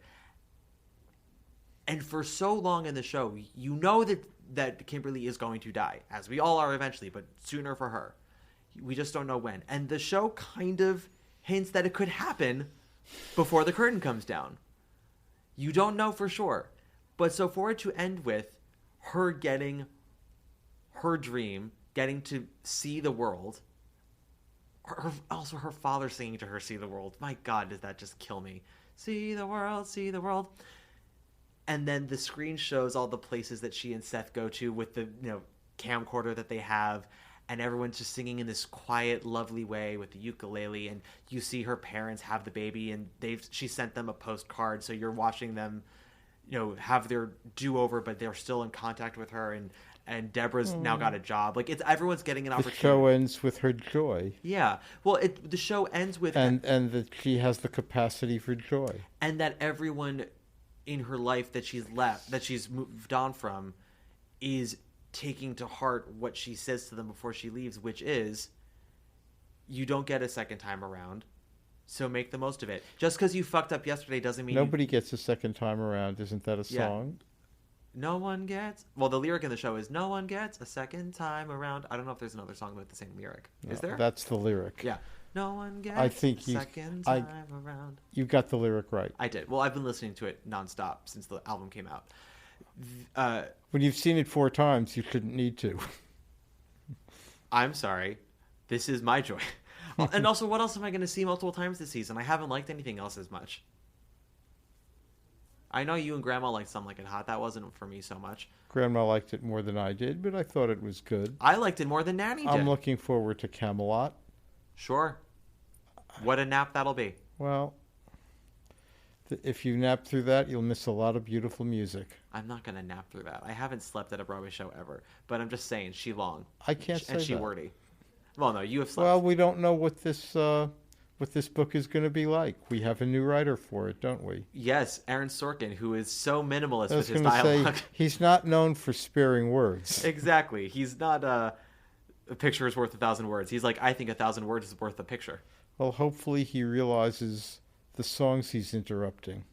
And the songs he's interrupting are not doing a great job of telling a story. They're just brilliant songs. Yeah. It's why that cast recording is great. I don't need to necessarily watch the 1960 production that goes along with it. But here we are. Kimberly Akimbo is a much shorter show than Camelot. They understood. They understood the assignment. The finale of Kimberly, I think, is also what makes it so special, and also why I think some people walk away, quote-unquote, underwhelmed, because they go in expecting the gut punch of Fun Home, which is just these, like, dark, but very cathartic emotions. Whereas Kimberly Akimbo doesn't go to as dark a place, but it goes to just as a cathartic place. It just does it quietly, which I think is so sweet. Yes, I think it does a great job of saying what it wants to say and not hitting you over the head with it. And as you said, so much of the audience is expecting to get devastated at the end, a la Leopoldstadt. Yeah. And you don't. And it's a pretty skillful, difficult trick they turn. Yeah.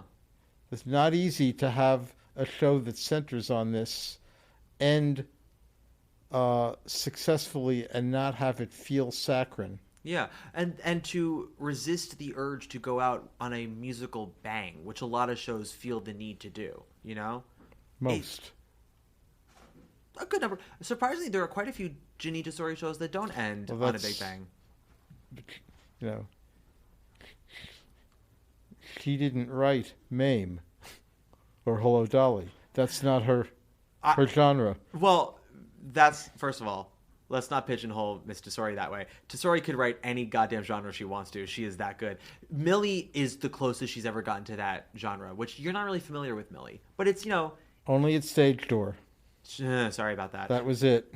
It's, you know, it's Le Jazz Hot. It's that. It's very bright, bubbly, and she does it very well. If you were to say, Janine, Baby Doll, before Jerry Herman died, he always wanted one more song for Mame, but he died before we could do it. Would you do us the honor? She would do it, and I'm telling you, it would fit that score. I didn't say she couldn't. I just said she doesn't. Not for this one, anyway. She fits. She writes for what fits. To the extent that I am familiar with her book. Yeah. Well, this is what I'm here for. I'm here to play you more.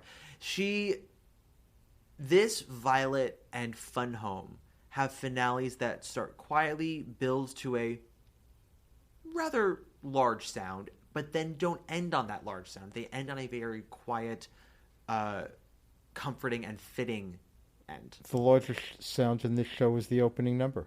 Yep. I love that opening number. Which is a very clever way to get into this content and material, because the audience is probably sitting down apprehensive. Mm-hmm. And right out of the bat, you get, what's the number called? Skater Planet. Yeah.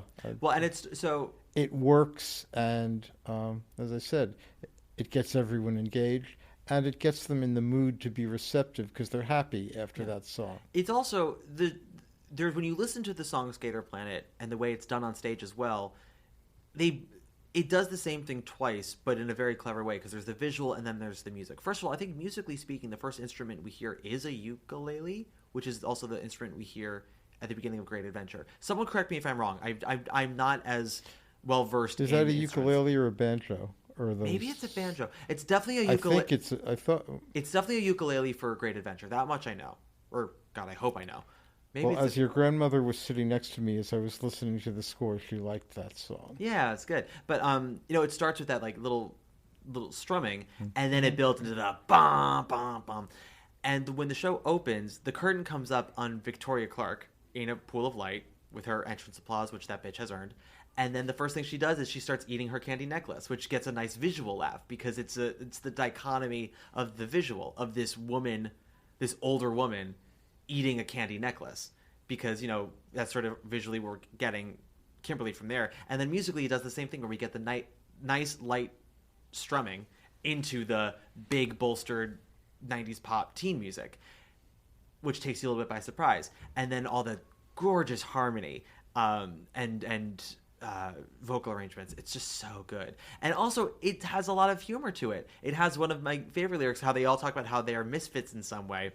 We're too weird in every way. And then Seth sings, I think Springsteen's just okay. And then they go, which is not a thing to think in New Jersey. Always gets a laugh. Probably best that I don't live there anymore. Yes. We lived in Tenafly, which they unfortunately don't name. And Franklin Lakes. They don't name either town in the show, but they mention Bergen County quite a lot. They say Lodi. They say Paramus. I think in the play... They don't say what town they moved to in the musical. In the play, they moved to Bogota, which is in Bergen County. I believe so. Yeah. West Orange is not Bergen County, but they do... Now, West Orange is the competition. Yes, the show choir's competition. No, we are better than West Orange. God, there's another one that I know they mentioned Paramus. I think they mentioned Hackensack. Maybe Bogota is also mentioned when they talk about how the show choir director apparently tells them when they can't order a costume specially made. He goes, well, you'll just do red t-shirts and jeans. Where do they live? They don't say the town in the musical. In the play, it's Bogota, but they don't say what town in the musical. Let's say it's Englewood. I'm going to say Englewood just for my own shits and giggles. It's not. It's not Englewood, but I'm going to say it is. Okay. Why not? Or we can say it's Hoboken. Why not? It can not be anything. Bergen County. Isn't Hoboken Bergen County? I believe Hoboken is Hudson County, but I know it's not Bergen. Gross. I think it's Hudson. I could be wrong. There's Bergenfield, Closter. Maybe Closter. Let's say it's Closter. It's not Closter. It's not Alpine. Definitely not Alpine. Definitely not Alpine. Does Alpine even have a school? I think it's all just mansions. I think it has an elementary school. Okay. It could be Bergenfield. That wouldn't be a bad one. Wherever there was a skating rink back in the 90s, let's just think about it that way. How about that? Because it's got to be a skating rink. And it's got to be far enough from Lodi.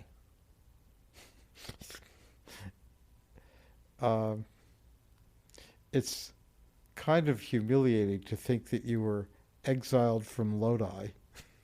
They weren't necessarily exiled. They're on the lam from Lodi. Lodi always seemed like the kind of place you lambed to, not lambed from. Well, that tells you the kind of family that Kimberly is in. You're making my point for me. Exactly. Any other songs you want to point out or performances? No, I thought though you asked me what moved me, and those were the three.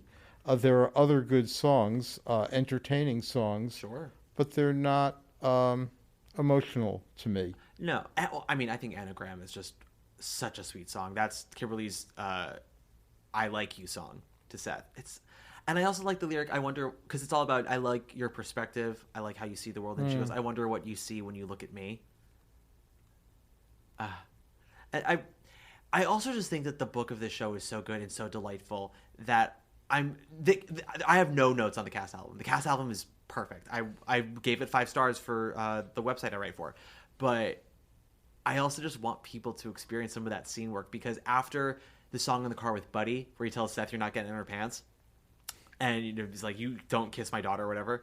And the next scene when they're in the hallway after Kimberly's told her father she hates him and wishes he died, Seth says to her very sweetly, he's like, I'd kiss you if you want, like as a friend. He's like, I didn't think about it before, but then your dad mentioned it and I went, huh. And it's the way he says There's it. that. He goes, but then your dad mentioned it and I went, huh. It's so Tell me, Kimberly, is it an option? yeah. And it's like, so you don't have to answer off the top of your head. He says, you don't have to say it right now. He's like, but if you want to, let me know. And she goes, okay. And he goes, okay, right now, or can you let me know? She's like, no, I'll let you know. We're in the hallway. It's so good, and Vicky's so good at it. Oh God, everyone, just see this show. It's delightful, and I'm telling you now, it's gonna win the Tony. And Juliet, who's she?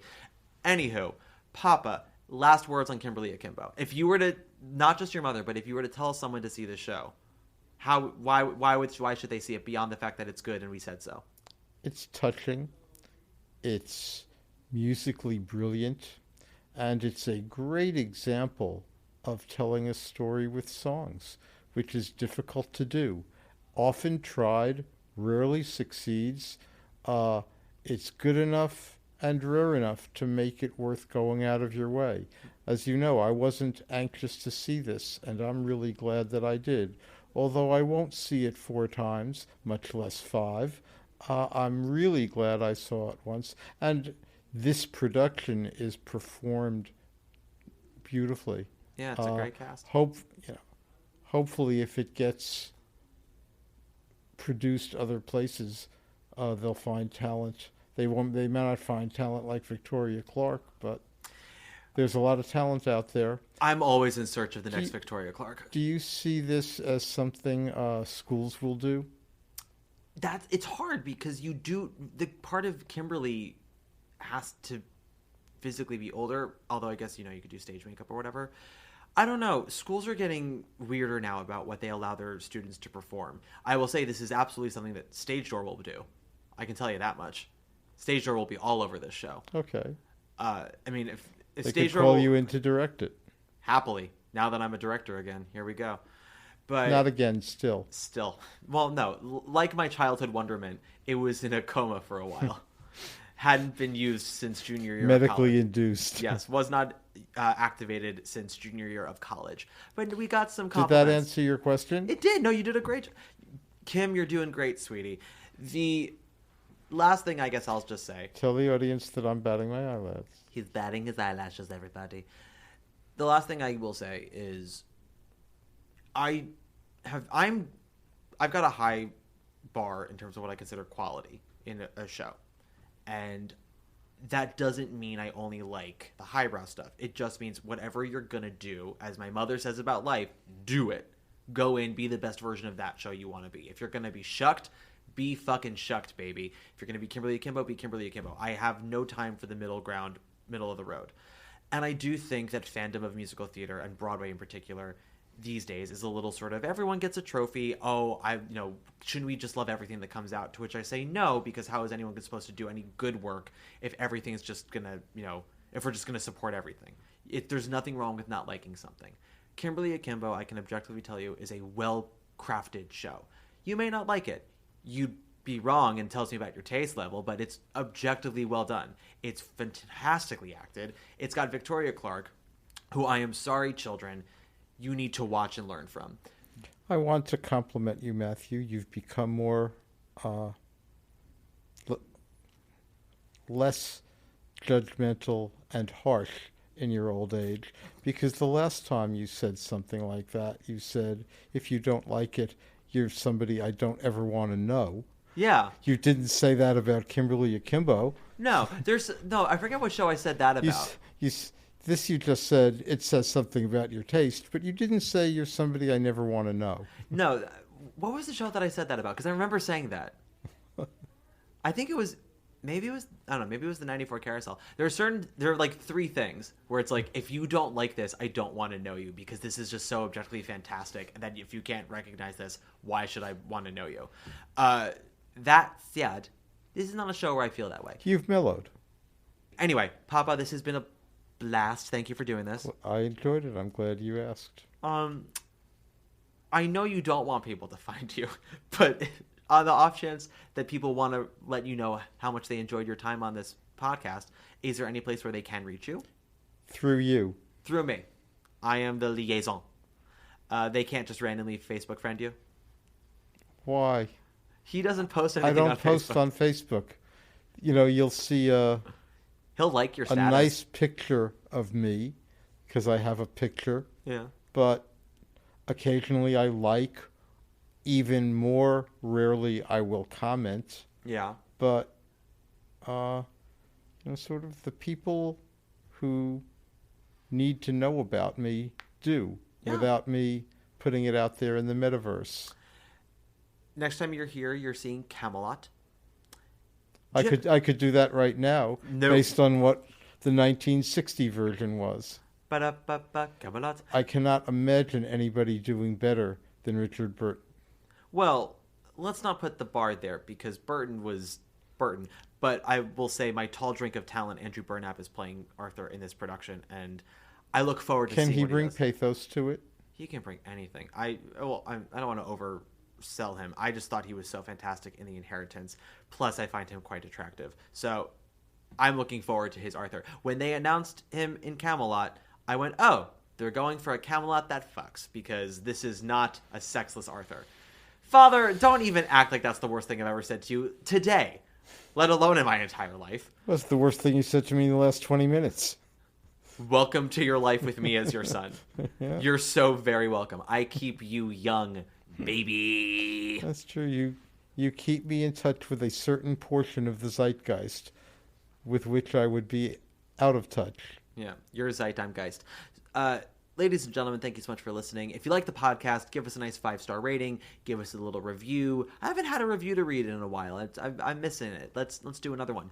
Join us next week when we start our Tony Predictions series, as we put the big move, on pause for just a little bit. Because I learned from Oscar season, it's really fun to start mapping this shit out. It's really cool. And there's no real rhyme or reason, but you can try. You know? What the hell? Listen, if Scott can make all the bets on sports where there really is no rhyme or reason, I can start having people make bets on awards for theater, where there's a little bit more. Until then, just have a great rest of your week. We're not going to do 6 Degrees of Sally Murphy, nor are we going to do Who Lives Who Dies, Janine Tesori, because this is a Janine Tesori musical. We have our 6 degrees of separation from her already. And Sally Murphy, listen, it's already there, okay? Janine Tesori wrote the score for Shrek that had Brian Darcy James, who was in who's in Carousel with Sally Murphy. Victoria Clark was in Titanic with Brian Darcy James, who was in Carousel with Sally Murphy. Stephen Boyer was in Hand to God with Mark Kudish, who was in Wild Party with Sally Murphy. Everyone is connected to Sally Murphy. We're going to close out with Ali Mozzie as our diva today, because we've closed out with Vicki Clark before, and we've closed out with Bonnie Milligan. So I think we're going to close out Ali Mozzie. And that's it. Have a great week, everybody, and take us away, Ali. Oh, and if you want to follow me, I'm on Instagram, @McKoplik, usual spelling. And that's it. Take us away, Ali. Bye.